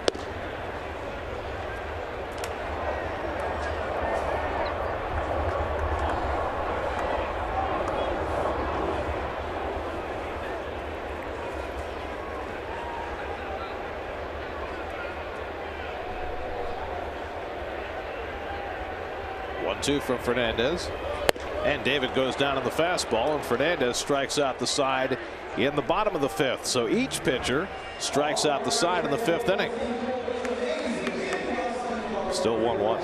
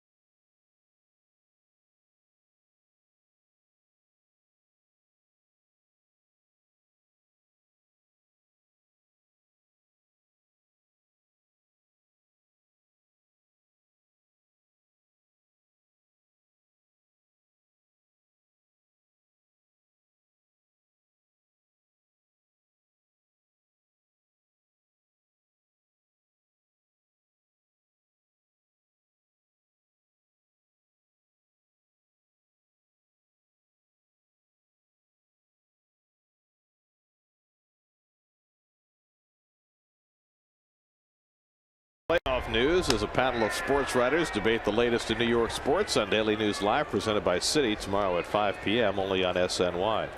You know what up-to-date hockey news is, right? Upper body injury, lower body injury. Some picture of beards. Marcell Ozuna leads off the 6th inning in a 1-1 game, and Syndergaard's curveball is bounced slowly foul. David makes the gratuitous toss, but it was foul all the way. That's like shooting the three-pointer after the whistle is blown, right?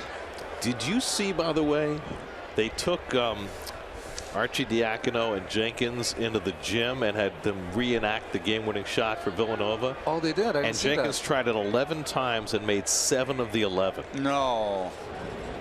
Greg Breslow, first man up in the Miami bullpen, with Fernandez up to 90 pitches for the night.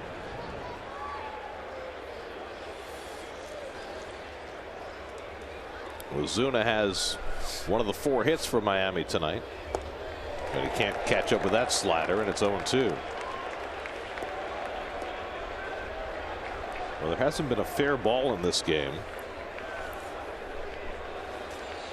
in a while, since Asdrubal Cabrera flied out in the bottom of the 4th. Did you see who threw out the opening day pitches in the Fenway today? I did. Bill Russell, Bobby Orr. Really? Yes, and Bill Russell wasn't moving. He kind of had to have 2 guys on both sides of him when he walked off. How old is Bill now? He's got to be 80s, in his 80s. Yeah. Talk about your Boston legend. Wow. Ty Law representing the Patriots. Right. That was the 3rd. Could have been Gino Cappelletti. Little number, and Syndergaard off the mound to field it. 1 out. Let's check in with the studio. Justine Ward has a game break brought to you by your local Honda dealers.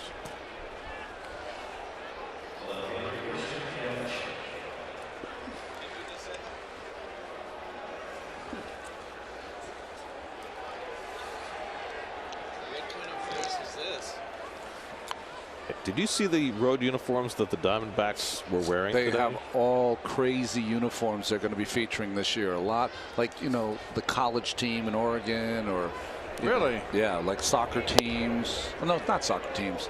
They always have the same colors, but Oh, there you go.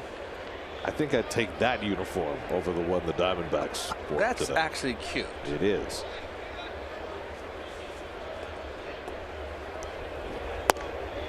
Yelich takes a knee-high strike with a changeup, and it's 1-1. Yelich 0 for 2, struck out and hit into a fielder's choice.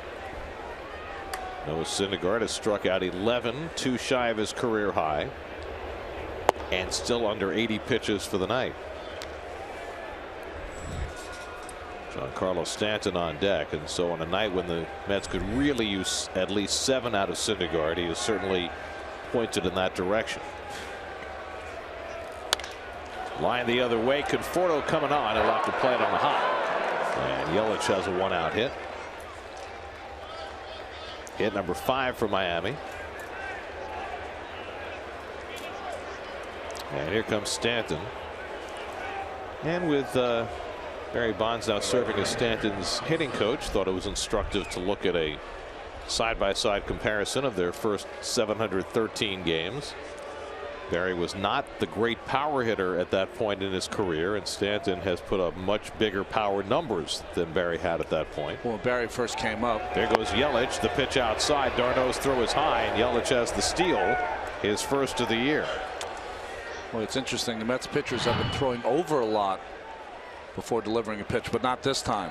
Well, a close game like this with 2 pitchers really on top of their game, you got to take advantage and try to eke out a run here. It could be makings of a 1-run ball game. A lot of times teams won't run with their big slugger at the plate, but Marlins having no compunction about doing that. And Syndergaard picks off the inside corner, 1-1.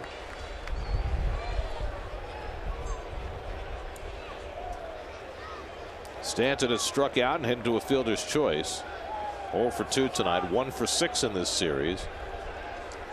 A home run last night against Mats.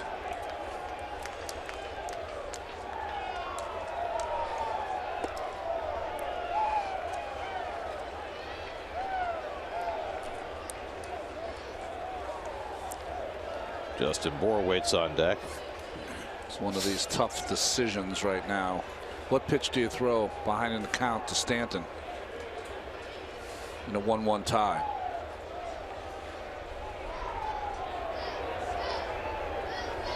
That's an interesting question. I thought a more interesting question was why Justin Bour was putting pine tar on his helmet on purpose. What was that all about? Because they want that helmet to look like it's really has so much pine tar in the front, almost obscuring the logo. I don't know why they do that. Now Syndergaard behind Stanton, 3-1. And he chased that slider in the dirt. And now it's 3-2. Interesting that he didn't ask for help. Tim Timmons. I'm not so sure he swung one. Let's see.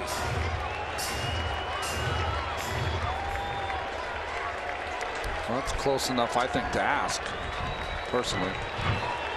So that gives Syndergaard a break, gets him to a full count.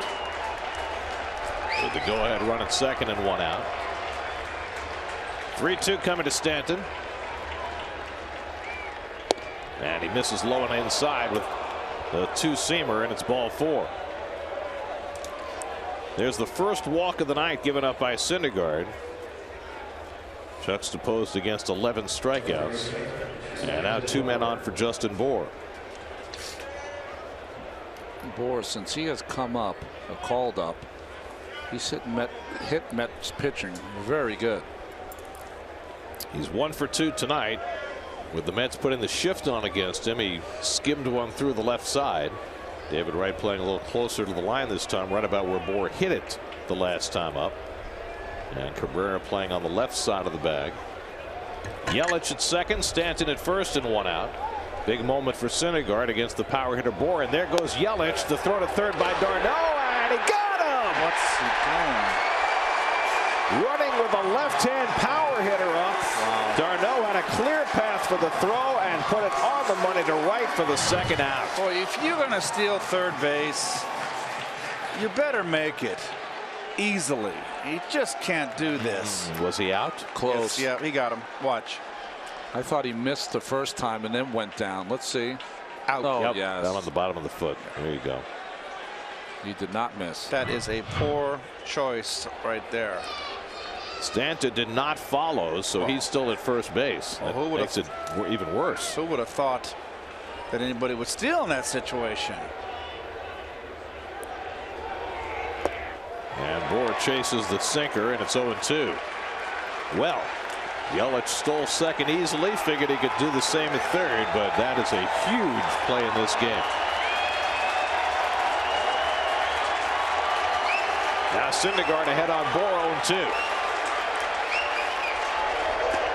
And he misses with the slider, 1-2.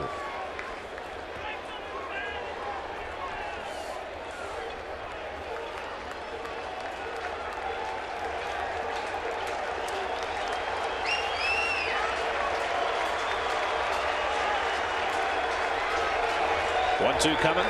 Struck him out. Number 12 for Noah Syndergaard.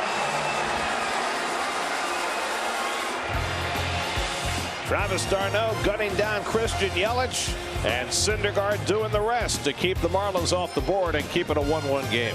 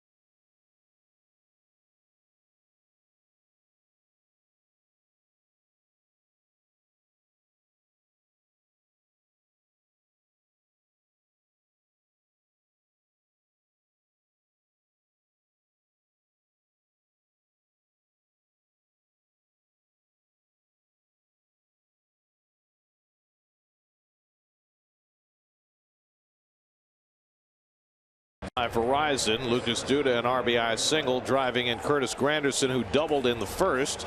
Mets did very little after that against Jose Fernandez. But guess what? After 5 innings and 90 pitches, Fernandez is out of the game. And Craig Breslow is on to replace him. Yeah, the left-hander and pitched in last night's ball game.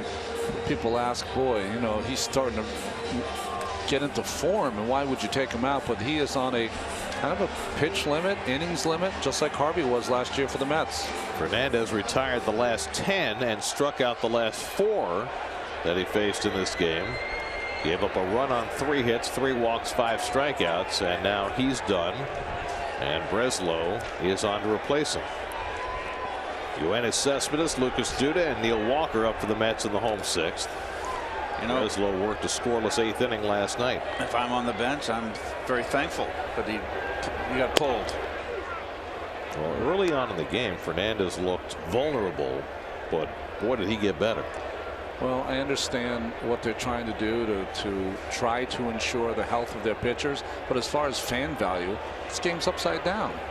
You know, one of the great pitchers of the game is no longer in there. At his best now. Well, 5 innings pitched. On the other side, Syndergaard's thrown 90 pitches in 6 innings. You figure he'll get 1 more inning. Yes.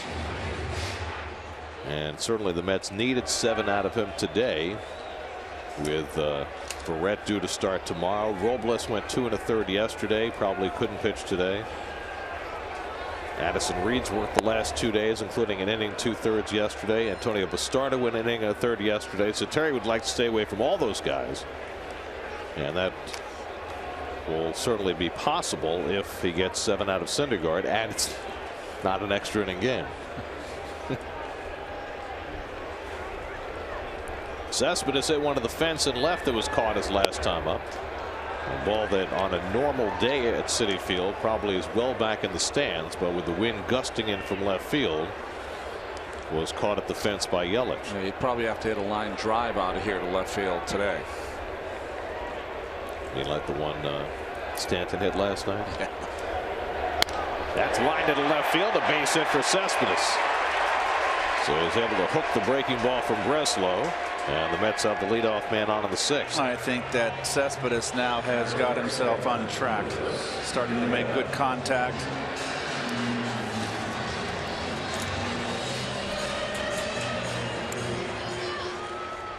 So here is Duda, who's 1 for 2, singled in the only Met run back in the first, and hit a comebacker to Fernandez in the 3rd.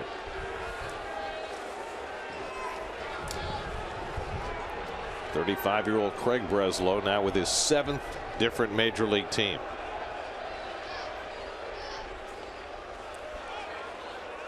Of course, it's not just Breslow, it's really any left-handed reliever. Well, he's durable. He'll take the ball, and he can not only give you an inning plus, but he can also come in and be a specialty lefty. So, but they never seem to stay in the same place. Well, you have to watch out how much you make, because if you're making too much, you get passed along. Started out his big league career in San Diego back in '05. Duda pops one up in foul ground.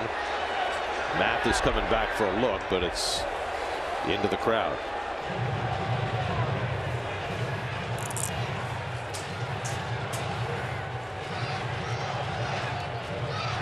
Breslow came in to face Cespedes. That was going to be, you thought, Mattingly probably thought that was his toughest mark. He's got Duda, the left-hander. Walker, he turns around to the right side, and if he gets to Conforto, another left-hander.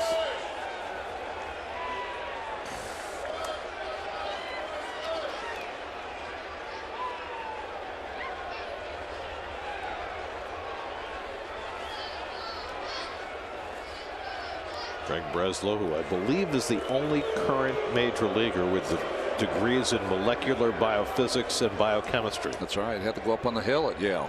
It's a long walk up to Hill House. Molecular biophysics. I'm not even sure what that is. The smart kids take a long walk, Gary. It's good for your breaking ball. See, at Columbia, it's the football players. There you go. That's right. They have the longest walk. The toughest part for those guys, well, there's tons of tough parts, but organic chemistry their freshman year, they always say it's the toughest. Yep. They score on the curve, Keith. You can get your test back, and your score could be like 13 out of 100. And you get a B-. Yeah, might be a good score. That's a required class? Required in your freshman year, too, because it's how they... Organic what? Organic chemistry. If you're pre-med or into any of those bio... I had to talk my chemistry teacher in high school not to give me a D. I had no interest in chemistry.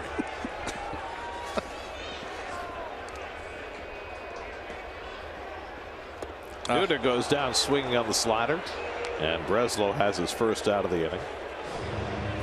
Did you have the university course, Gary? When in California, you had a university course where you had to take 2 years of a foreign language.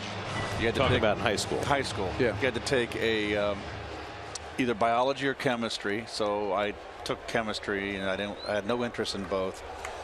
And selective interests. Mr. Carpenter gave me a break. I had no interest in Fe was iron. I want to learn all those symbols. Give me a break. I got better things to do. The periodic table was not your strong I point. had no interest.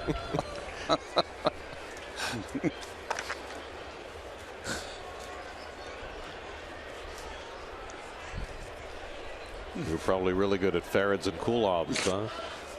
What was the conversation like to get the D, by the way? He was actually an athlete, and he was a good guy. And I said, hey, I got a full ride to Stanford and Cal for baseball, and if you give me a D+, and I deserve it, I'm not going to go. And he gave me a C-. Had you gone to college, do you know what your major might have been? No idea. You would have been a history major. That's your forte. I don't know what I would have done, Gary. I really don't. You're a Civil War buff. You would have gone straight into... No, I don't know if I didn't make it in baseball. I don't even know what kind of job I would have, profession I would have had if I didn't make it in baseball. You know, and I was a good student, you know, but if I didn't, that was my dream, was baseball. I could see you as the crazy Civil War history professor. I had one just like you at Columbia. Yeah. You would have been great at it. Walker lines one into center field for a base hit. Cespedes turns second. He'll challenge Ozuna's arm. Slides in safely. And the Mets have runners at the corners with one out. Walker's second hit as a right-hand batter this season. Well, it's his weaker side, and he has been nothing but sterling. And we haven't seen a lot of Cespedes on the bases, and we've forgotten the best base runner on the team. Never a hesitation, first to third. He can run the bases. And he knew he had to go because Ozuna's got a terrific arm. He cut the corner nicely. So now the Mets have the go-ahead run at third with one out. And a chance for Michael Conforto to face the lefty, trying to get that go-ahead run in. And they've got that shift on Conforto, and I don't understand it. 3 infielders on the right side. Dietrich alone on the left side. And Conforto takes the pitch down for ball one. There's nobody up in the Miami bullpen. This inning belongs to Breslow, come what may. You got the switch hitting Cabrera on deck. Yeah, I don't like the shift either, Keith, with the lefty-lefty matchup. No, a sacrifice fly situation here. You're going up the middle as a hitter. Cespedes at third and Walker at first. Straight away in the outfield.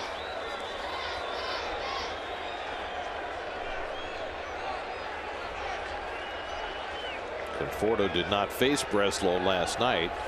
Lagares came up to pinch hit for him in that spot. Got the ball in on him, and it's 1-1. Oh, that's a good pitch by Breslow. Tied him up. And that does two things. Gets him back in the count and also sets up a slider away. Let's see if he doubles up.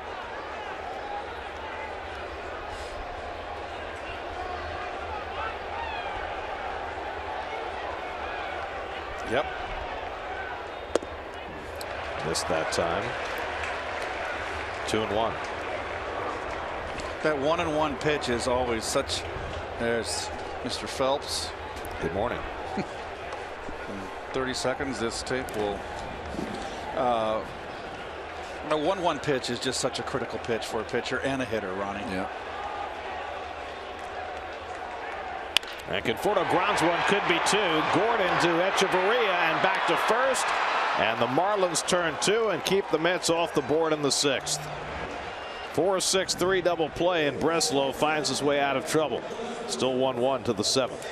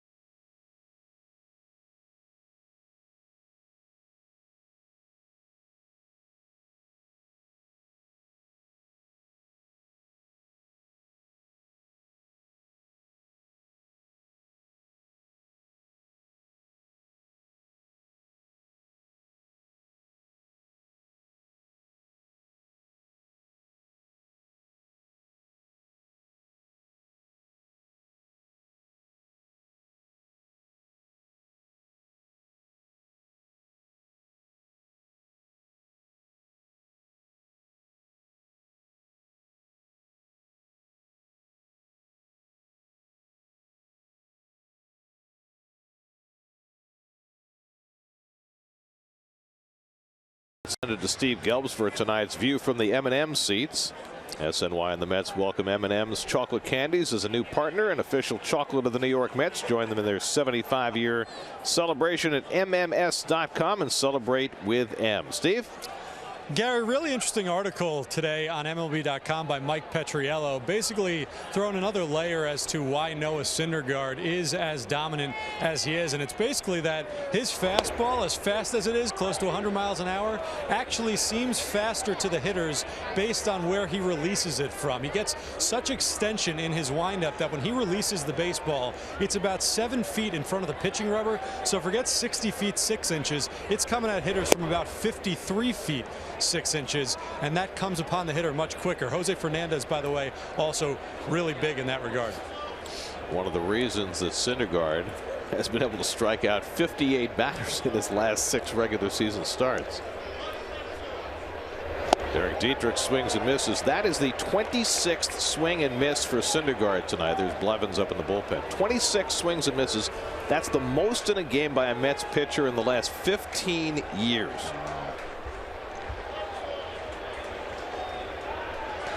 That's how dominant Noah's been tonight.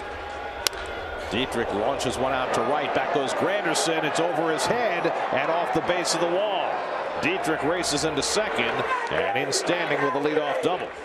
So Dietrich, who drove in the only Miami run with a base hit in the 4th, now has their first extra base hit. Well, another changeup here. Too much in the middle. And down where Dietrich likes it. He struck him out the first at bat on the pitches upstairs.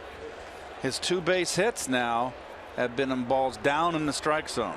And as opposed to left field, the ball is carrying to right, and it carried over Curtis's head. So some hard work for Syndergaard to do now with a leadoff man at second. Echeverria, the batter, corners in looking for the bunt.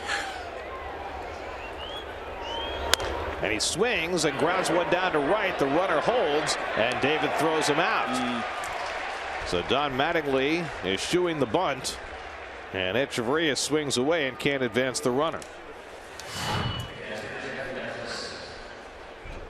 Tough play for the runner here. Even though David's in, he cannot advance. So now the late hitting Jeff Mathis comes up with a runner at second and 1 out.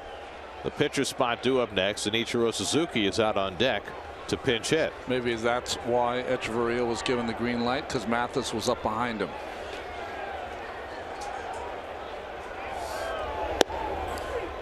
In this day and age where we don't see many pitchers go beyond 95, 100 pitches, it's very important to watch how they maintain their stuff from 90 pitches on.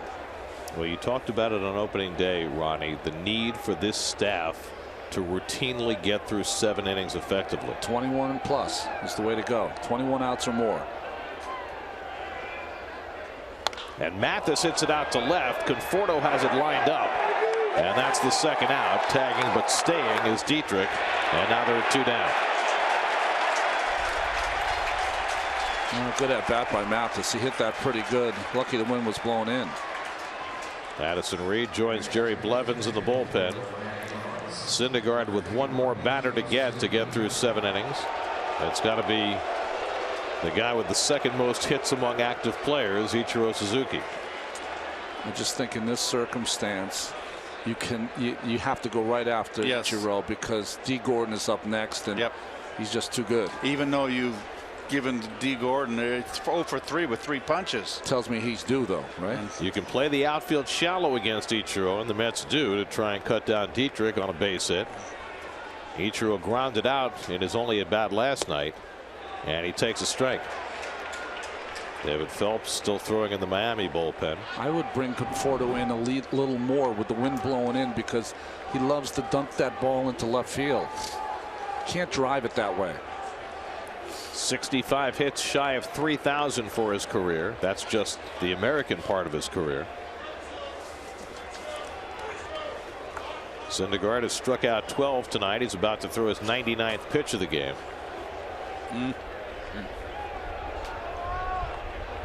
Dietrich at second and 2 out. And Ichiro slaps one toward the hole. Cabrera with a nice stop. Up and throwing. He is not out. The throw to home, and he's out there. Lucas Duda makes the perfect throw home and cuts down Dietrich trying to score. Nice backhand by Cabrera. I thought he had him at first, but they called him safe. But Dietrich trying to score all the way from second. d'Arnaud blocked the plate effectively and able to tag out Dietrich and keep the Marlins off the board. Now Duda with the perfect throw home. Nice heads up, Lucas.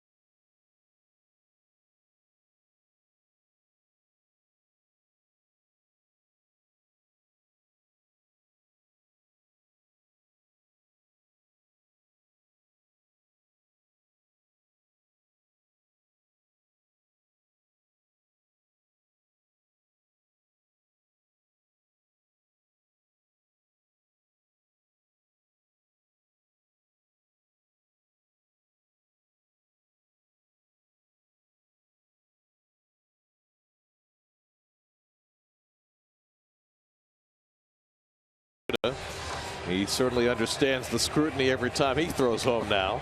That's good. This time he made it perfectly. The irony is that the replays showed that he shouldn't have even had to make the throw. Right. It looked like Ichiro was out at first.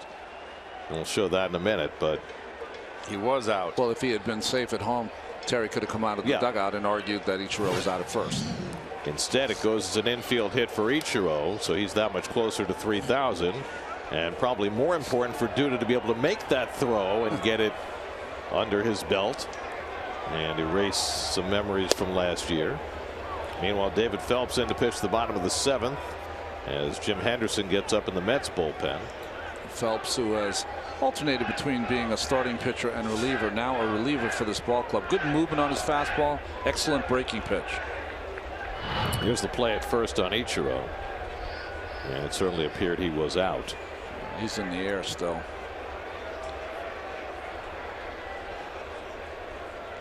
An alert play by Duda, not waiting for the call and throwing that ball home in plenty of time to get Dietrich trying to score from second base. Cabrera floats one into shallow center field. Ozuna coming on to make the catch. Boy, what a great jump he got on that ball.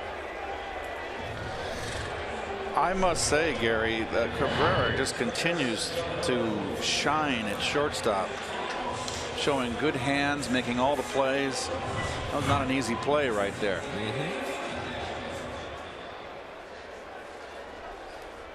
So 1 out and nobody on. Now Travis d'Arnaud. Travis 1 for 2 at a base hit back in the second inning.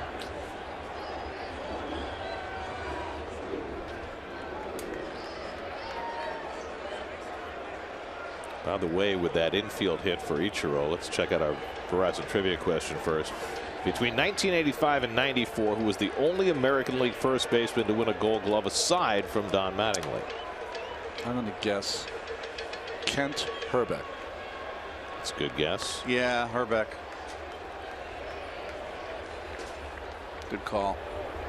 The only other guy it could have been, and I think he was, yeah, he was playing by then, was Rafael Palmeiro. It's Hrbek. Okay. Because you know your Gold Glove first baseman. Well, not necessarily. Particularly in another league. What was that? The junior circuit? They still are.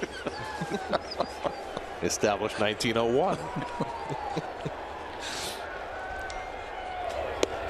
I was going to mention Ichiro with that base hit, number 2,936, moves past his hitting coach, Barry Bonds, into 33rd place all time.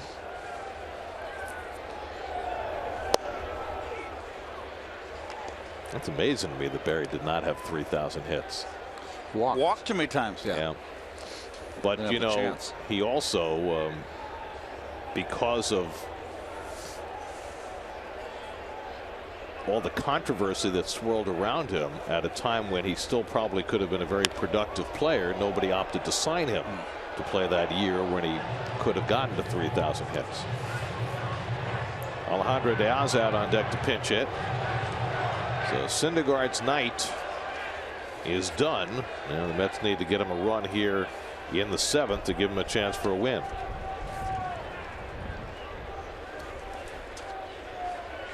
And Dave Freed tells me we're both wrong. Really? Not Hrbek, not Palmeiro. 85 and to 94.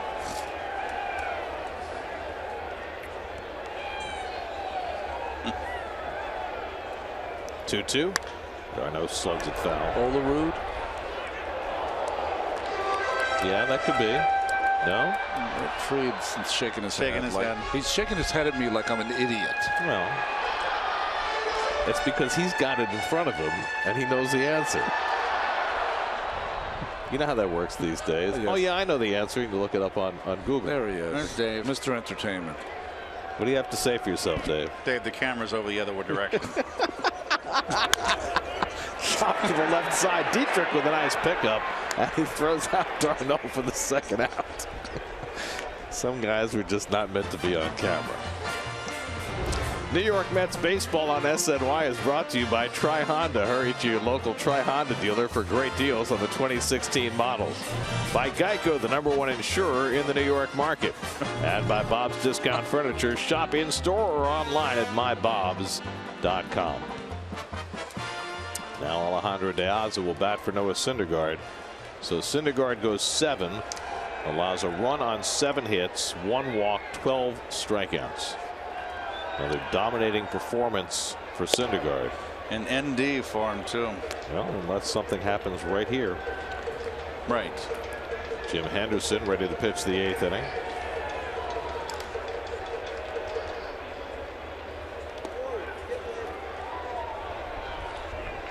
De Aza struck out as a pinch hitter last night, still looking for his first hit as a Met. He's got some power, and he was an everyday player for the White Sox a few seasons ago. 17 home runs. Well, this would be a good spot to think about a home run, considering how well the ball's traveling to right.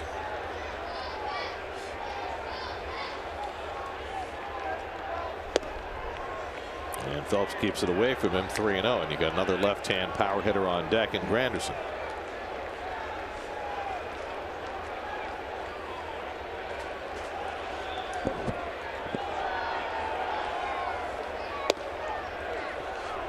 Three and 1.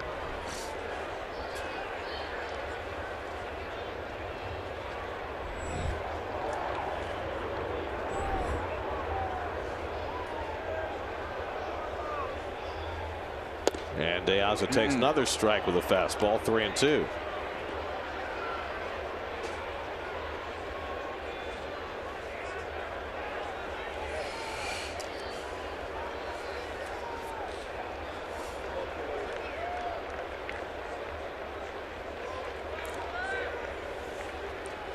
Three-two from Phelps, and that's on the inside corner, and De Aza's caught looking. So David Phelps throws a 1-2-3 7th. No decision tonight for Syndergaard. Jim Henderson coming into a tie game as we go to the 8th.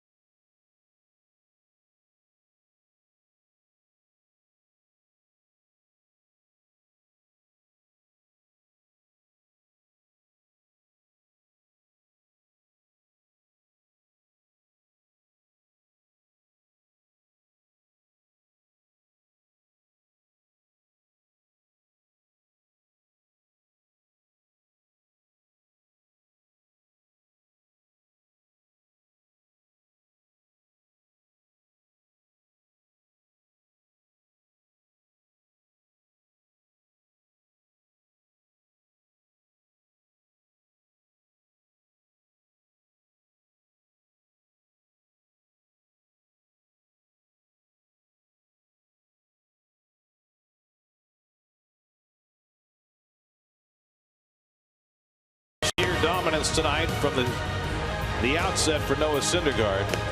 He struck out 6 of his first 7 batters, fanned 12 on the night, but the Marlins were able to scratch out a run, and so it's a no decision for Syndergaard in this ball game. That takes us to tonight's starters, brought to you by People's United Bank. We went in looking for a pitcher's duel, and we got one. He got one. Fernandez was just starting to get his game together when pulled after 5 innings, and Noah, one of his best games as a Met. Here are tomorrow's starters, brought to you by Citi. Logan Verrett gets the start for the Mets. Adam Conley, the left-hander, will pitch for the Marlins. He worked only 1 inning in his first start, then a rain delay knocked him out. Well, Jim Henderson's been perfect as a Met so far. 9 up, 9 down, 7 strikeouts. Yeah, 7 strikeouts is a big number. Top of the batting order, D. Gordon leads off in the 8th inning. Gordon's been up 3 times, struck out all 3 against Syndergaard. Do you think he's happy to see Noah out of the game?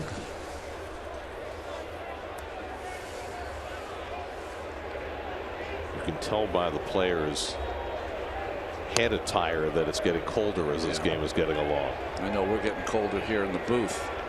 Wind's blowing right in the booth here today, but who cares? It was 56 at game time. Temperature going down, wind staying up. It's 50 right now. Wind gusting to 28 coming out of the northwest in from left field. Gordon goes after the fastball. 1-2. It's interesting that ball up has eluded Gordon tonight's game. 18-game hitting streak versus the Mets. Santa. A little early. Wrong color. Should be wearing red. 2-2 now to Gordon. Pitchers duel here. Pitchers duel in Washington as well, with Gio Gonzalez and Jhoulys Chacin for the Nats and the Braves. Well, Atlanta needed a good pitching effort. Well, they need a win. Yeah, they need a win. 0-6, first time since 1988 when they started out 0-10. 2-2 coming, and Gordon fouls it back. And of course, Minnesota Twins 0-7. First time that franchise has been 0-7 to start the season since the 1904 Washington Senators started out 0-13. Do they have the night off tonight? Yes. Yes, they did. They need it. They have the White Sox home opener yesterday, so they have the built-in day off today. 2-2 to Gordon, and a late swing foul. Well, if you're going to have a day off, Chi-Town is a good place to have one. Here's the bad news for Paul Molitor and the Twins. No team in Major League history has ever started out 0-7 and made the postseason. 0-6, yes, but never 0-7.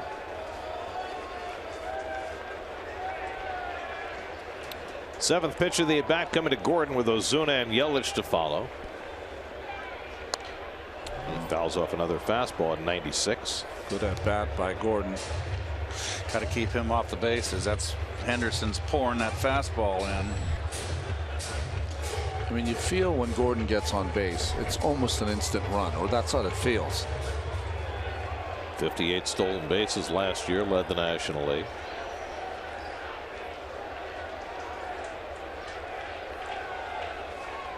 Eighth pitch of the at bat from Henderson to Gordon. And there'll be a ninth.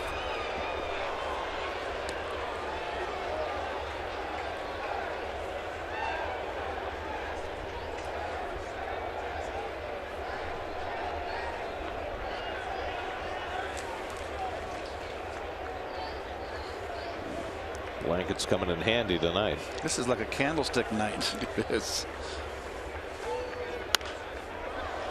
Gordon really making Henderson work to start this eighth inning. You may have to throw in a wrinkle here, Ron. It's interesting listening to Don Mattingly talk about Gordon. Managed Gordon in Los Angeles, and now he has him in Miami. And Steve Gelbs asked Donnie what the difference was, and he says, well, for one thing, he's about 15 pounds heavier. He's a lot stronger and bigger than he was in L.A. And, you know, he's still such a slender guy. But if you remember in L.A., the M.O. on Gordon was that he faded the second half of the season. Well, you get certain players, Gary, infielders that remember when I played with Walt Weiss, you know, they'll play the game because they're playing every day. They'll lose 10, 15 pounds in their sleight of frame, and it changes them in the second half. Buddy Harrelson was like that. Yeah. I always lost 10 in a season. You did. Yeah. The 11th pitch of the at-bat upcoming to Gordon. And he pops this one in foul ground. Could it stay in play? Right over near the railing, and he can't quite reach it. As close as it can get.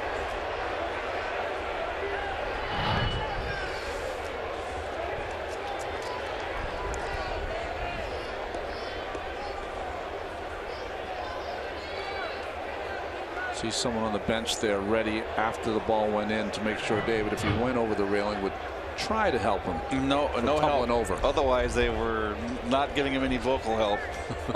Yes. Well, this is turning into a marathon. 12 pitches deep and still going. Well, we talked about this yesterday. Last player to lead the National League in batting average, hits, and stolen bases before Dee Gordon was Honus Wagner 170 years earlier. Is that the card that's worth $3 or $4 million? That's right. I don't know if it is. You know the story on that, right? A tobacco company put out the cards, and Honus Wagner was very anti-tobacco and asked that the cards be destroyed, and they destroyed all but a handful of them, which is what made the card that valuable. Man of principle. I believe our friend Keith Olbermann owns one of those cards. Really? Yeah. Gordon pops this one up. David hoping for a chance this time. And again, it's beyond his reach. 14 pitches deep into this at bat. And Henderson just keeps throwing fastballs. Well, a D does not give you the threat of hitting the ball at the ballpark, because especially with 2 strikes, he's just trying to make contact. And Henderson's best pitch, he doesn't want to get the 3-2 and miss. Well, this is how many pitches you'd like to throw in an inning. And he's about to throw a 15th pitch in this at bat.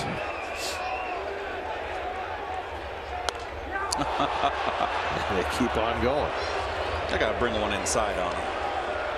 Everything's been away predominantly. I had a battle against Pat Listash. Remember who he was? The rookie of the year with the Brewers. And he led off the game. This is 92. And I believe it was 17 pitches to lead off the game before he, I believe, singled. Should have just gave him first base. You ruin your night. You did. Right at the start. And Gordon flies this one to shallow left. In comes Conforto, but it lands for a base hit. And so Gordon gets the best of that marathon meeting with Jim Henderson. He finally threw him a breaking ball here. Tried to backdoor him. Came out over the 16th pitch of the at bat. Came out over the middle. Now you got a speedster on the base.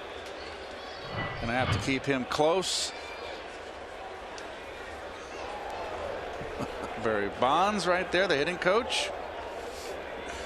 So we'll see how the Marlins play it. You've got Ozuna at the plate, and then Yelich and Stanton to follow. You've got the defending base stealing champ in the National League on first base. And Jim is not very quick to the plate, so he's going to have to throw over.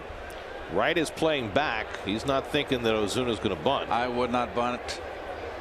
You're going to have to keep Gordon close. Gosh, you just can't hit and run because Ozuna strikes out a lot. But you got a guy that throws strikes. You could roll the dice here. Ozuna is 1 for 3. Had an infield hit against Syndergaard back in the 4th. Healthy lead for Gordon. Well, he doesn't go on the first pitch, and Ozuna doesn't take a pitch. Wanted it away, got him up and in.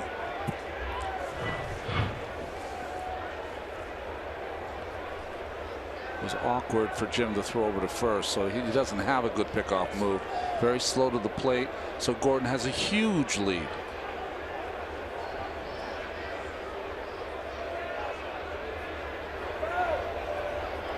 He's running. Close to the backstop, and Gordon has the stolen base. His second in 2 nights. And now the go-ahead run in scoring position with nobody out. Now this is the conversation I had with Don Mattingly, and I asked Don before the game why he's hitting Ozuna second, and he said, I want to get him fastballs. We're trying to get him to hit right to right field. And I mentioned Prado in the 2-hole. Now here's a situation, if you got Prado hitting second, great situational hitter, he'd be able to get the guy over. Now we'll see what Ozuna can do. But I'll take my chances with Prado in this situation any day of the week. Little flare, and Walker's right there, and that's the first out. So Ozuna unable to advance the runner. Tried to go that way. Well, the thing about Gordon, remember, in this spot, he could get himself over himself.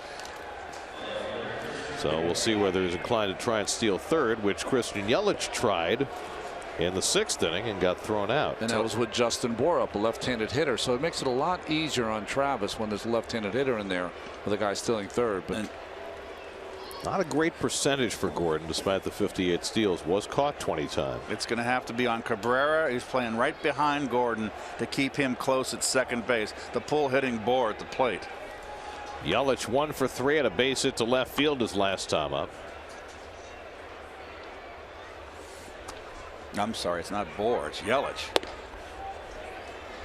Gordon did not get much of a lead at all on that first pitch, with Cabrera playing right near him. As a hitter right now, when you got a speedster like that and a shortstop has to shorten up behind Gordon like as Cabrera is right now, boy, it gives you that hole between third and short as a hitter to drive in that run. Opens up that whole left side of the infield. And a pickoff try, but Gordon not far off the bag, able to get back easily. All right, it's not a bad play though to even follow through with the play, because it lets Gordon know that you will do it, can do it.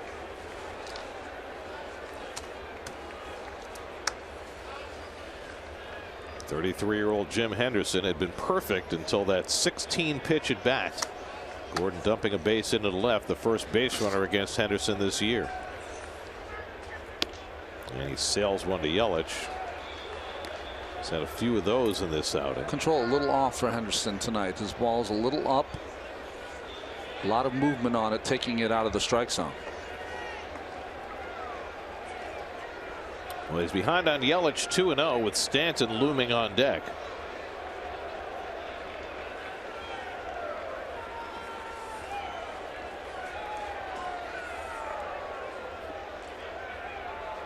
And Yelich fouls back the fastball, 2-1. Now, from a hitter's standpoint, a left-hand hitter here, if you've been paying attention, you saw that, what, 12, 13, whatever pitch at bat with Gordon that he finally got the base hit.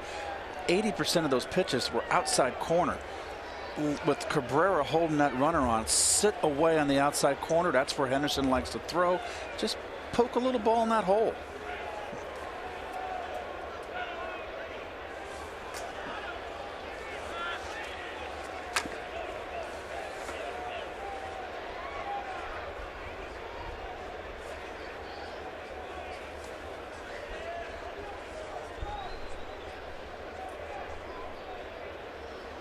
Two-1 to Yelich, and he sells another one. It's 3-1.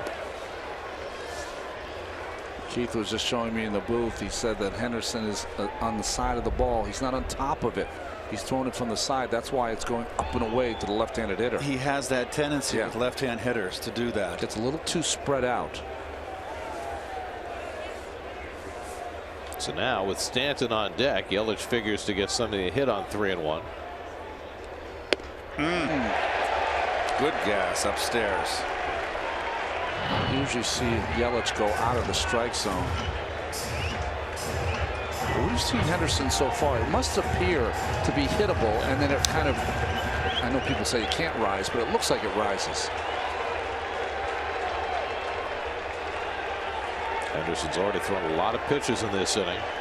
Gordon at second and 1 out, 3-2 to Yelich. And it's fouled away. Nobody up in the Mets bullpen, but that's about to change with Henderson now having thrown 25 pitches in the inning. Blevins got to be up for Bohr, you would think. Right. And there is Jerry Blevins with Bohr 2 batters away. So Henderson will need to get through Yelich and Stanton.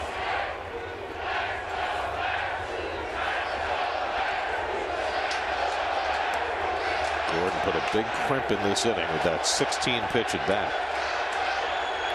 3-2 coming, and Yelich fouls off another one. Here we go again. The rare "Let's go Mets" chant when the Mets are on defense.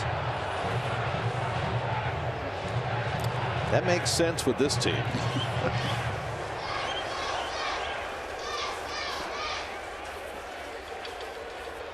If you go back this game and the 3 before it, the Mets have a total of 19 hits in the 4 games. But Syndergaard was scintillating on the mound, and now Henderson trying to keep it a tie game. 8th pitch of the at bat coming to Yelich. Tied him up, but he held the swing, and it's ball 4. And now Stanton will come up with 2 men on. Pretty good at bat there. 2 solid at bats, and that's going to get Dan Warthen out there just to give him a little spell. He's throwing a lot of pitches. Yeah, just to give him a break. A 30-second break. That's all you get. Addison Reed up alongside Blevins in the bullpen. That was one of those pitches that I think might have caught the corner, but d'Arnaud had to reach across his body. Watch it. I think it missed. Oh, you got a point there, Ron. I think it missed. This will tell the truth. Close. Ball 4. Yeah, but good call by Tim Timmons. Had a good night back there. Well, the at-bat of the night coming up with Giancarlo Stanton stepping in against Jim Henderson, who's already thrown 27 pitches in the inning. Stanton tonight 0 for 2 and a walk, 1 for 6 in this series. The most pitches that Jim Henderson has ever thrown in a major league game is 33. Remember, he came up as a 29-year-old rookie in Milwaukee, had 28 saves, and then missed the better part of 2 years because of shoulder problems before his velocity returned this spring. And now he has his biggest test as a Met.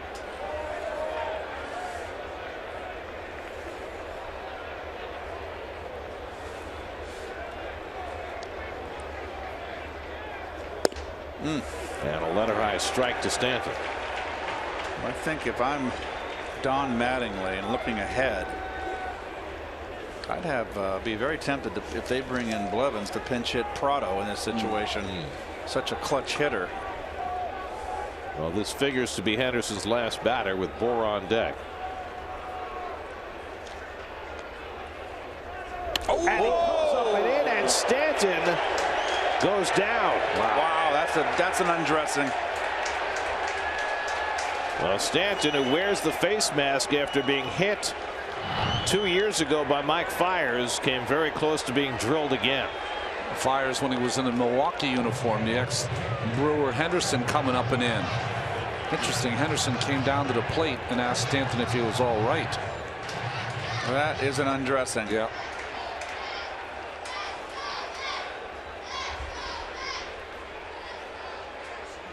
And Stanton, of course, who got hit in the face last year.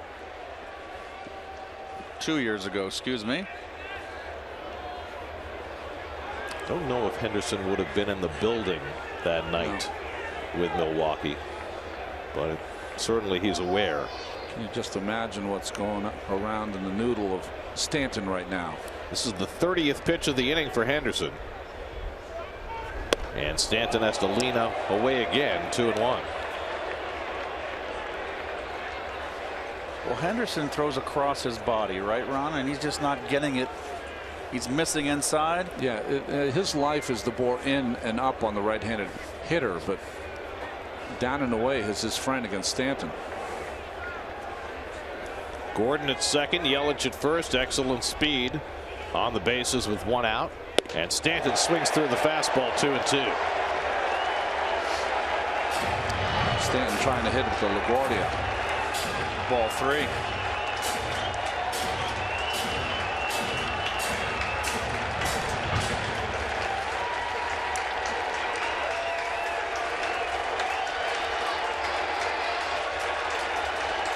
Two and 2 to the Marlins slugger. He fouls off that fastball. If you're watching these swings from Stanton, you almost cannot throw the breaking ball if you're Henderson. He's behind the fastball.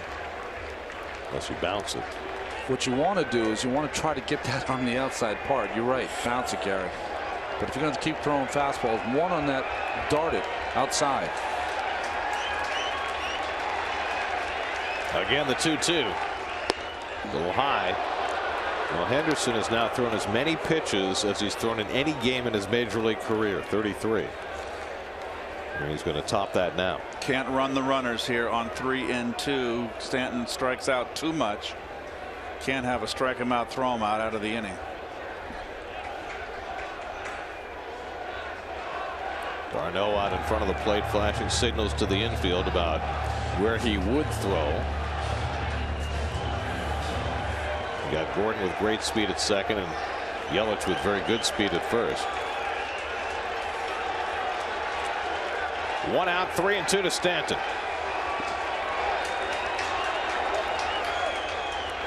Inside, ball 4, and the bases are loaded. Stanton flips off his arm guard, giving a little stare out to Henderson, who dusted him during that at bat. So Henderson issues back-to-back walks to fill the bases, and now Terry Collins will come and get him and bring in Jerry Blevins to pitch to Justin Bour. So the Mets up against it here in the 8th. Call to the bullpen brought to you by Verizon.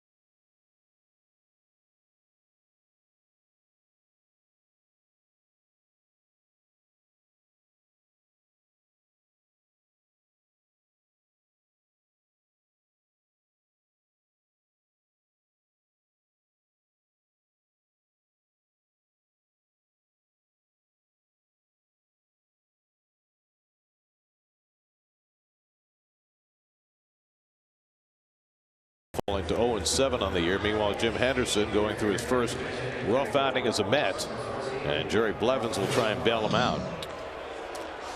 See Jerry's numbers this year. Prado in his career as a pinch hitter. No, we know he's an everyday player. 16 for 53, 302 average, 2 home runs and 15 RBI. Martin Prado batting for Justin Bour with the lefty in the game. Gordon the go-ahead run at third. Yelich at second. Stanton at first, 1 out. And needless to say, with Gordon at third base, doesn't take much of a fly ball to get that lead run home.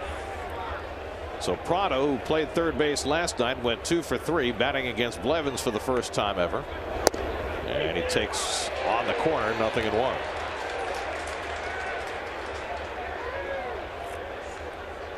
Peekaboo. Those face masks are moving further and further off as the night goes on. I'd have to. I wouldn't like that. I'd have to just, your peripheral vision would see that, right? Suck it up before you bat, huh? Let's go.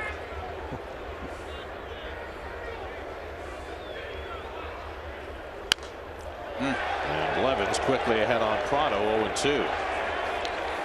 Prado, a very tough strikeout. Good 2-strike hitter. We'll see what Blevins does with him. It's imperative on Darnell to think to himself, okay, any breaking ball I call, I got to make sure I'm blocking that ball. Doesn't have to be very far away from him for Gordon to make a move. You see the pinch hitting numbers for Prado. Left-hand hitting Derek Dietrich is on deck. Blevins ahead 0-2.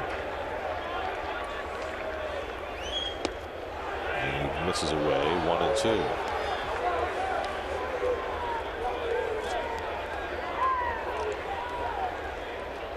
Marlins 1 run and 8 hits. The Mets 1 run and 5 hits. Jim Henderson threw 34 pitches to 4 batters. That's hard to do. With 1 out.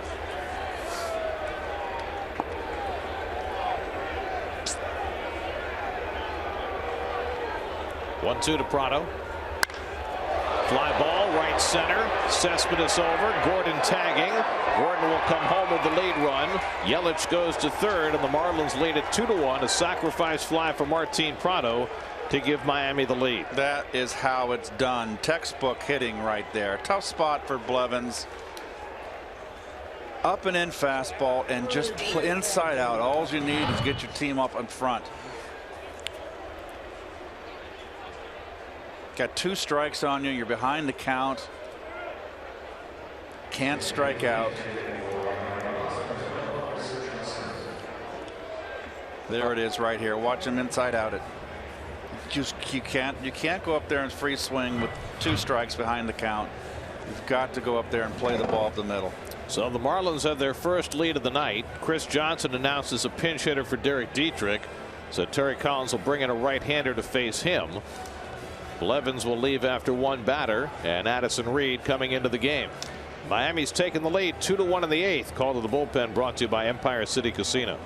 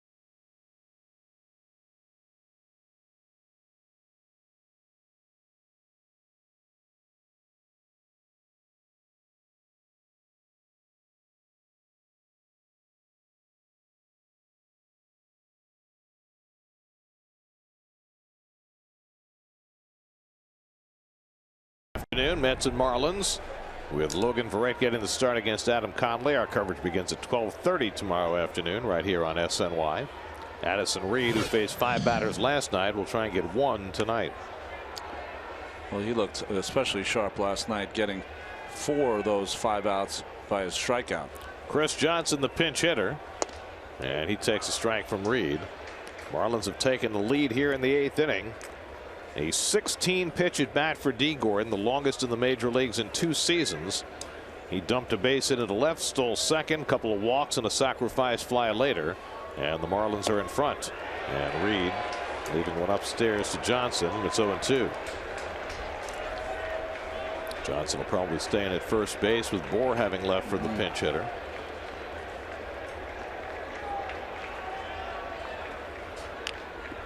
Gets a piece of that one. Noah Syndergaard went 7 dominating innings, allowed a run on 7 hits, walked 1 and struck out 12. Syndergaard through 2 starts as a 0.69 ERA. But with Syndergaard out, the Marlins have taken advantage here in the 8th. Now Reed trying to slam the door. Ahead 0-2 on Johnson. Just got a piece of that and got a piece of d'Arnaud as well. I got d'Arnaud better. Inner thigh. Yep. Oh, that hurts.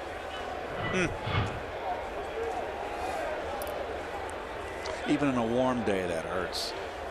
49 degrees with a 29-mile-an-hour gust in from left field. When's May? When's May coming? I'll settle for Atlanta. West Coast trip. Yelich at third, Stanton at first with 2 down.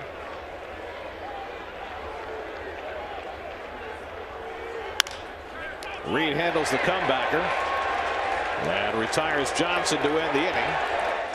But the Marlins take the lead on the sac fly by Prado. 2-1 Miami in the 8th.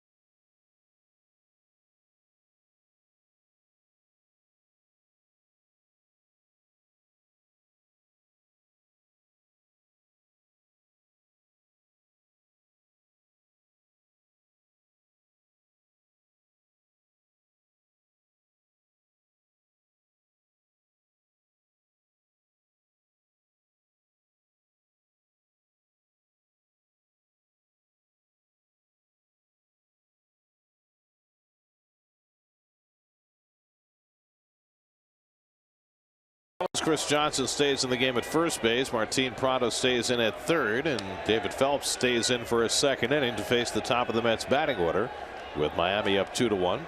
Curtis Granderson leads off.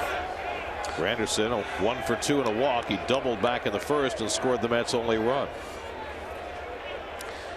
Got some activity in that Marlin bullpen. 1-1 to Granderson. Jerry's Familia up in the Mets bullpen, hoping the Mets can at least tie the game here in the 8th. Another night of brownout for the Mets offense. Looked early as though they were going to score multiple runs against Jose Fernandez, but they managed just one while Fernandez was struggling in the first 2 innings, and they've done very little since. Well, they left the bases loaded in the second, the Mets. And now Phelps behind Granderson 3-1.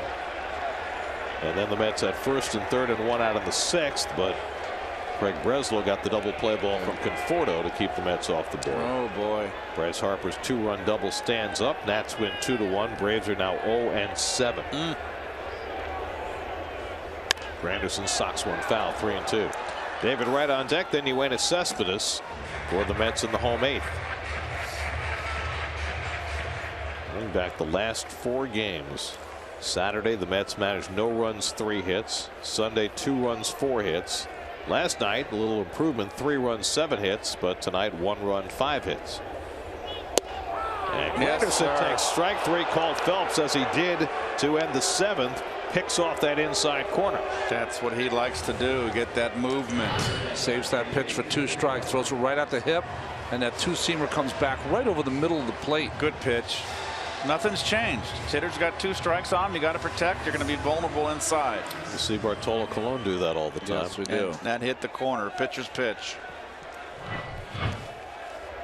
So 1 out and nobody on. Now David Wright, who's 0 for 2 and a walk tonight.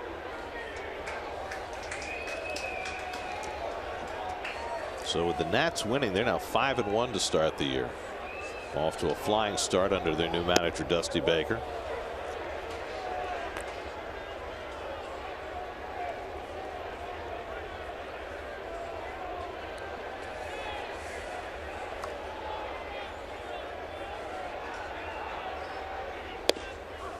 And Phelps picks off the outside corner, and it's 0-2.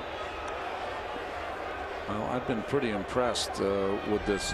I mean, I know it's only 2 games. McGowan last night with the way he was throwing. Breslow, the job he's done the last couple of nights, and here Phelps, very impressive. And David Fowl tips it. Mathis squeezes it, and that's 3 strikeouts in a row now for David Phelps. 2 out and nobody on. Let's answer our Verizon trivia question. The only Gold Glover in the American League at first between '85 and '94 not named Don Mattingly was Fred McGriff. Oh, Mark McGwire. That. Come on, I played with him. Oh my goodness. It had to be a bad pool that year. Well, you know what that was, 49 home runs in '89. That's what that was. Can I tell you something? Voting at first base in the American League Gold Glove has been a little funky at times. Remember the year Palmeiro won it when he only played 28 games there? He was DHing all year. Sometimes the voters are not always paying attention. Or the offense used to play a big part in how they voted. Listen, Mark was a very good, solid first baseman. Not gold, in my opinion. 2-0 to Cespedes, who's 1 for 3 on the night. I have actually been in the room when the coaches vote on the Gold Glove. Yeah. Let's just say that some of them don't take it quite as seriously as you might expect. It should. They should. It would be like someone not taking a lot of time to rule over a plus-minus thing or something. Sorry, folks. Private joke. Or not check the schedule. Oh. Outside 3. I understand, by the way, that you've made it up already. The problems with the schedule has earned Keith a day off tomorrow. Yes, but I've got the day off tomorrow because I worked Sunday when I wasn't supposed to work. And no one told me. We should all be able to make our schedule like that. You guys are supposed to have my back. You know, they say when you work for yourself, you can make your own schedule. Not aware that we were on Sports Keith, New York. Well, Haji will be very happy to have me all day tomorrow. There you go. 3-2 to Cespedes with 2 out. Phelps has retired 5 in a row. And he walks Cespedes, and the Mets get the tying run on base for Duda.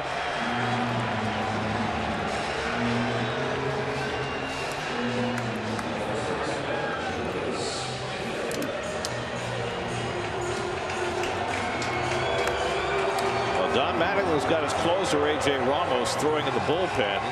He sends Juan Nieves, his pitching coach, out. Looks like Ramos is just getting started. So if Duda gets on, we'd probably see Ramos come and try and get a 4-out save, but Phelps is going to get one more back. Well, there used to be a time you could go out as a pitching coach and stall a little bit to give your reliever more time, but everyone's under the same rules, 30 seconds. You can stall for half a minute. That's how many pitches? 4 or 5? Uh-oh. That's right. Come on, get it out, spit it out. What is the penalty if you go over 30 seconds? Do we know? Is there a penalty? Not that I'm aware of. So it's just to shoo him along. Well, I guess if you refuse to leave, the umpire can throw you. Eject you, or the pitcher could charge the ball. I don't know. Get fined. Kind of like stepping out of the batter's box. It's pure pressure. So here is Duda with the tying run at first and 2 out. Lucas 1 for 3, drove in the only Met run with a base hit in the first. Big shift, as you see, and right on the right side of the infield.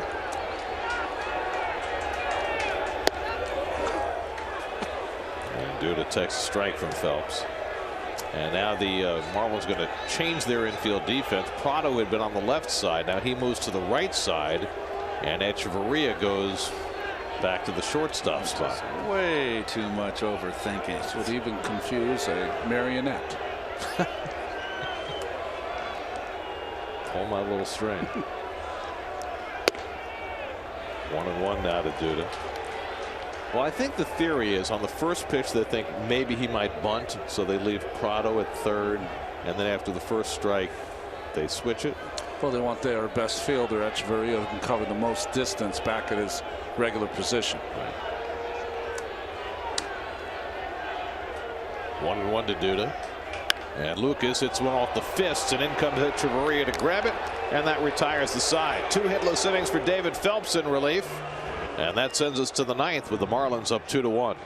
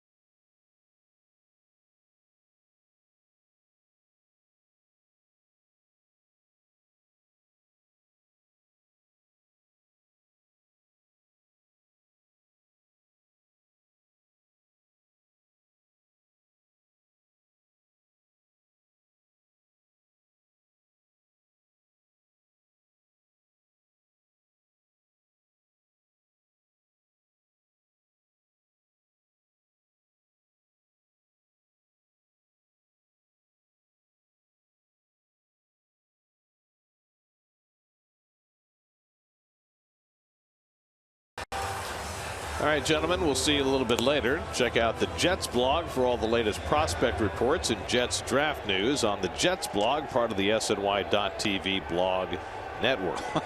You got all that. Very good. A lot of blogs. It's a tough read. It's a blogger's world. Second straight day that Jeurys Familia will come in with the Mets behind. It's a little bit of a flu bug, but should be starting to feel a little better now. It threw all right in yesterday's game. Worked the 8th inning, allowed no hits and a walk. They'll face a Denny Echeverria leading off the top of the 9th. Well, the reason Familia is in with the Mets down by a run is that they are desperately shorthanded in their bullpen. And that's all the result of Jacob deGrom going home for the birth of the baby and the Mets not putting him on the paternity list. That left them 1 short with Logan Verrett scheduled to start tomorrow. And then with Steven Matz knocked out early, Terry had to get 7 1/3 innings out of his bullpen last night. So that left Robles and Bastardo unavailable. Reed, he was hoping to stay away from, but he used him for just 1 batter tonight, and that just left Familia to pitch this 9th. What the Mets would do if they were to tie this game and send it to extra innings, I think you'd probably see Logan Verrett pitch as long as the game went. And then they'd activate Montero to start tomorrow. You know, it's interesting. It could beg the question, because you needed 3 pitchers to get through that 8th. You could have pitched Familia 2 innings if you chose to go that way and save those pitchers for extras if you needed them. That doesn't guarantee he wouldn't have given up a run, but I mean, Henderson had been so good. That's true. But he got undone by that incredible at bat by Gordon. 16 pitches resulting in a base hit, and it all spiraled from there. Yelich had a pretty good at bat himself too. And Stanton, for crying out loud. Henderson wound up throwing 34 pitches to 4 batters. That's amazing. And then Blevins came in with the bases loaded. Prado hit the sac fly, and the Marlins had the lead. 2-2 to Echeverria. Off the fist, a little flare. Walker over to grab it on a hop. And he throws him out, one away. Talk about getting jammed. Oh, there's been some balls off the fist tonight.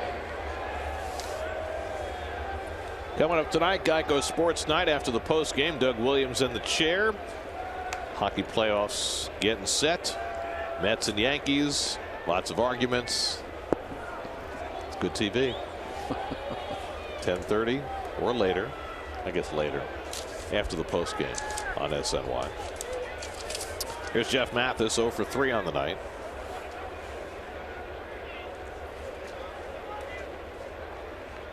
They go. Rojas is out on deck to pinch it.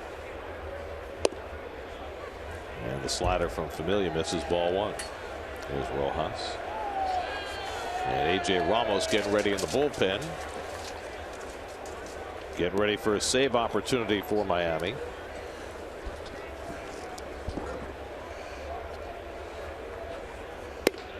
Ramos has been a little walk prone early in the year. Oh, call to the post.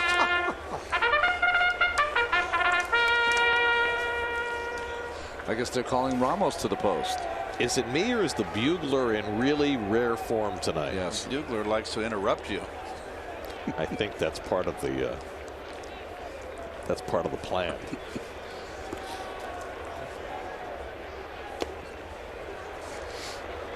And now Familia behind on Mathis, 3-0. There's Ramos getting ready. 2 innings, 4 walks so far this year for Ramos. Well, he's the kind of guy that never likes to give in to a hitter, so he's got 4 pitches he can throw for strikes, but it's early.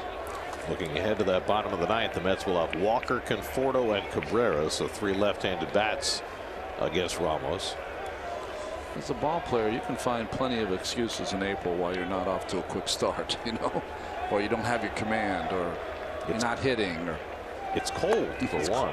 There's ball 4 to Mathis, so he's on with a 1-out walk. SNY's Super Slow Motion is brought to you by your Mercedes-Benz Tri-State dealers. Mercedes-Benz, the best or nothing. So now Rojas will pinch hit. 0 for 2 so far this year.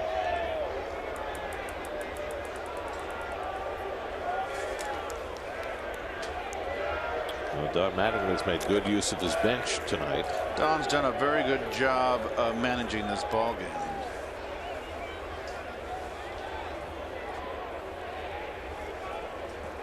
I'm sure he would have loved to have gotten more than 5 innings out of Jose Fernandez, but that's the way the game goes these days. That's the game plan he's been given. Fernandez had a rough first 2 innings, looked great the next 3 innings, was hitting his stride, was at 90 pitches, and it was 5 and fly. But his bullpen has done the job, and he's got a lead in the 9th. Rojas fouls off the sinker, and it's 0-2. Well, I think it's good for Don to have come over here. It became so bitter between he and the media in Los Angeles, despite all the success they had, and that was not going to change. It wasn't good enough, was it? Appreciate him much more in Miami. And they had a lot of personality issues in that Dodger clubhouse that had nothing to do with Mattingly. They had Yasiel Puig in right field. They had too many outfielders who needed to play. You know, a lot of big, huge contracts. Slowly hit. Tough play for Wright with the bare hand off the bag. Duda, and safe as Rojas. Tough play for David here. This is not your typical slow roller. It had a big hop to it. I thought he made a heck of a play on the hop just to pick it cleanly. I think he had it in the palm of his hand. Tough play. Threw a changeup to first base. He got it in his palm right there, and you got to reconfigure, which he did a pretty good job of it right there.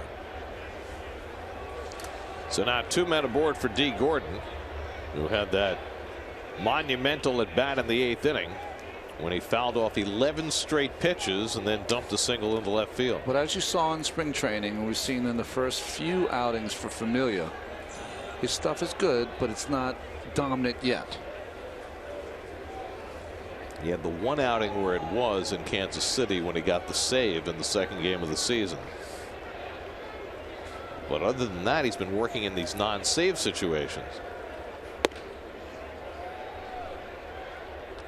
Dee Gordon with that base hit in the 8th inning has now had a hit in 19 straight games against the Mets.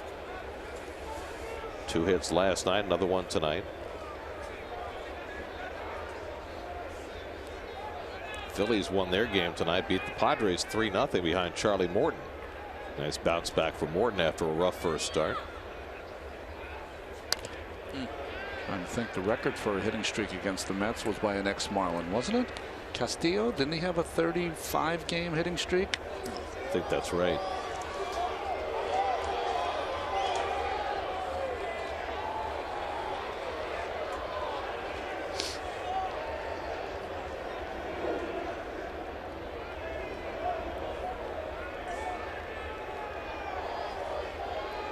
One and one to Gordon with Ozuna on deck. Corners have to pinch in against Gordon and his speed. And he tries to lay off, but he went around, and it's 1-2.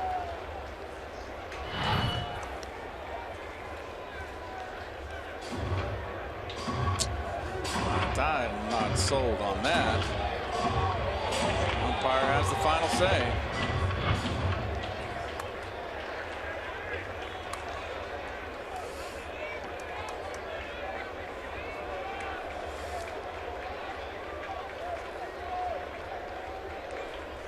Now the 1-2, and Gordon strikes out for the 4th time tonight. 2 out.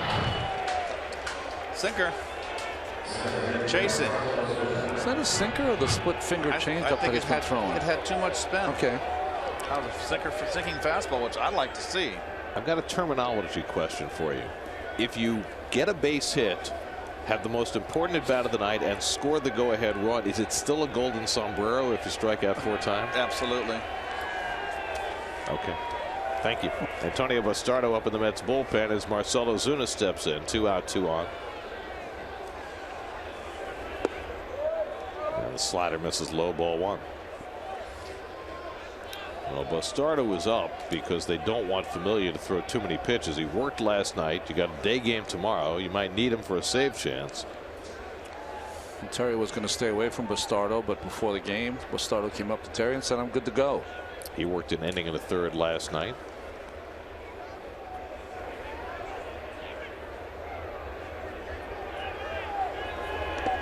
And another slider, and Darno has to block that one. 2-0. By the way, for Dee Gordon, that is his first career 4-strikeout game. So he's fitted for the big hat for the first time.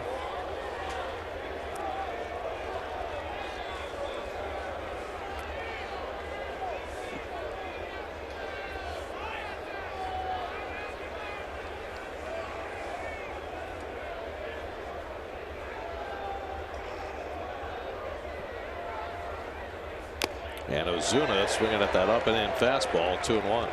He gets tied up by that fastball up and in also. They have him working so much on trying to hit the ball to right. That ball inside ties him up. You saw him break his swing down there. He got beat inside.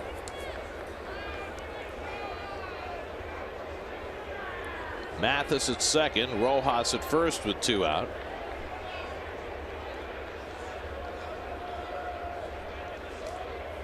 And Ozuna takes a fastball strike, and it's 2-2. Taking all the way, 2-1. I don't understand that. Christian Yelich would be next.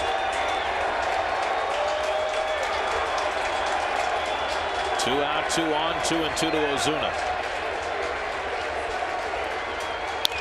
Slowly hit. Easier play for right this time, and he gets Ozuna side retired. Familia strands a pair in the top of the 9th.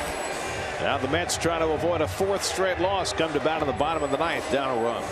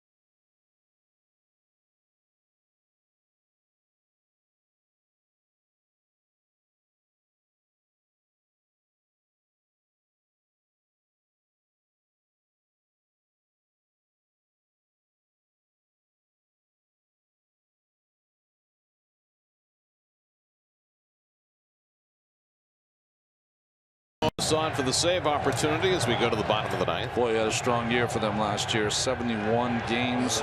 Got the closer's job through the season. 32 of them. 32 saves. 87 punch-outs in 70 innings. Had a whip of 1.01 last year, so he had a very good first year as the full-time closer for the Marlins. Neil Walker, Michael Conforto, and Asdrubal Cabrera against him in the bottom of the ninth. Miami up 2-1. Despite the great pitching of Noah Syndergaard tonight, the Mets in danger of their 4th straight loss. Walker tonight is 1 for 3 at a base hit to center field as a right-hand batter in the 6th inning against Craig Breslow. It's at 1st and 3rd and 1 out in that inning, but were turned aside. And now looking to create something in the 9th against the 29-year-old Ramos. And Walker goes for the pitch up and in, 0-1. Ramos has always had a good live arm. Michael Conforto waits on deck, then Asdrubal Cabrera for the Mets in the 9th. Mets have been held to 1 run and 5 hits tonight. Seems to be a nightly occurrence. Walker breaks his bat, rolls one down to Johnson, 1 out.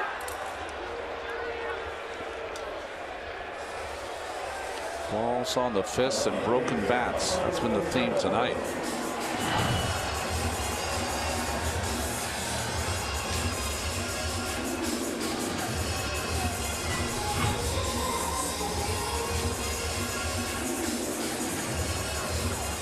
So 1 out and nobody on. Now Conforto, who's 0 for 2 and a walk tonight, had that big at bat in the 6th inning, 1st and 3rd and 1 out against the left-hander, and he grounded into an inning-ending double play.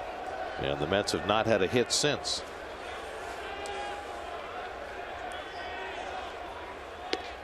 Marlins have gotten some great bullpen work tonight. Breslow 1 inning, Phelps 2 innings, and now Ramos trying to finish it off. Yeah, Phelps was very impressive.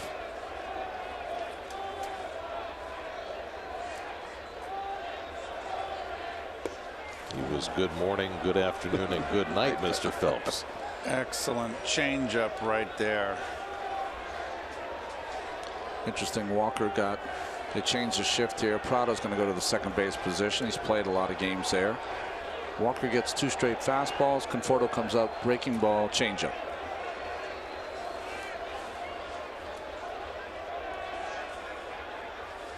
Oh, good slider. Welcome to the big leagues. Some pretty tough pitches right there. 1-0 changeup sinking, and then a 1-1 hammer down and in.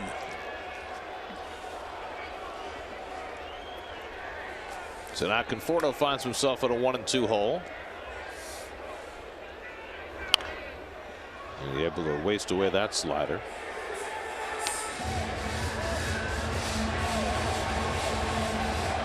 Jose Fernandez, 5 innings today, 1 run, 3 hits, no decision for him.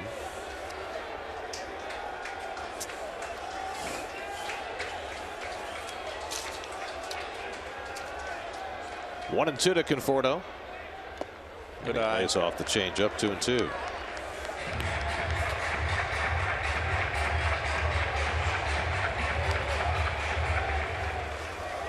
Asdrubal Cabrera waiting on deck.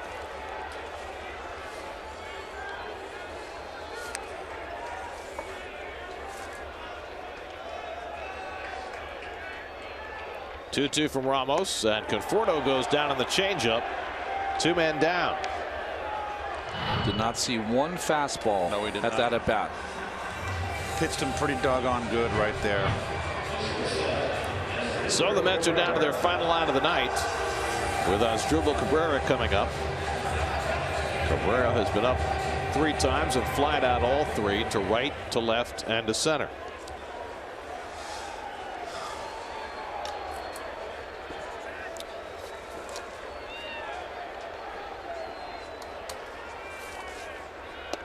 And he takes the breaking ball high for ball 1. Travis d'Arnaud is on deck.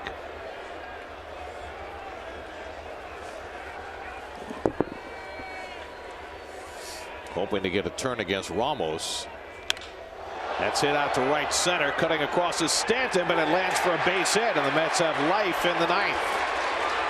Asdrubal Cabrera with a sinking line drive into right center for the Mets' 6th hit of the night, and the tying run is aboard for d'Arnaud. Crowd kind of got in on him a little bit. The outfield playing deep, no doubles, and it drops in there. Juan Lagares will come in and run for Cabrera, carrying the tying run at first base. And d'Arnaud gets a chance against the guy who broke his hand last year. Remember, Ramos hit d'Arnaud with a pitch, which led to his first of 2 stints on the disabled list last season. Oh, there's the bloop. How about the blast? They need the blast. That's the game plan, right? Travis 1 for 3 tonight at a base hit against Fernandez back in the second. Lagares the pinch runner at first and 2 down. And d'Arnaud lays off the slider. Oh, he went around. First base umpire Mike Everett with the call.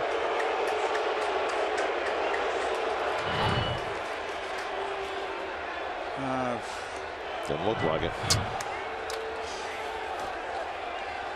Wilmer Flores is out on deck. He'll pinch hit if d'Arnaud can keep it going. That's down to their final out, trailing 2-1 in the ninth.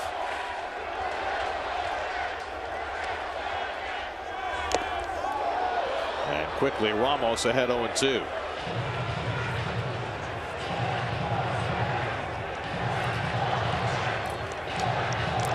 And now the Mets are down to their final strength.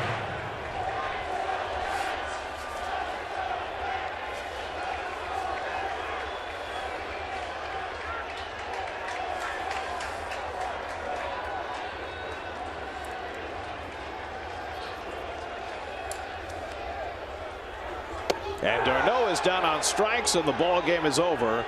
A.J. Ramos racks up the save as the Marlins beat the Mets for the 2nd straight night and hand the Mets their 4th straight loss.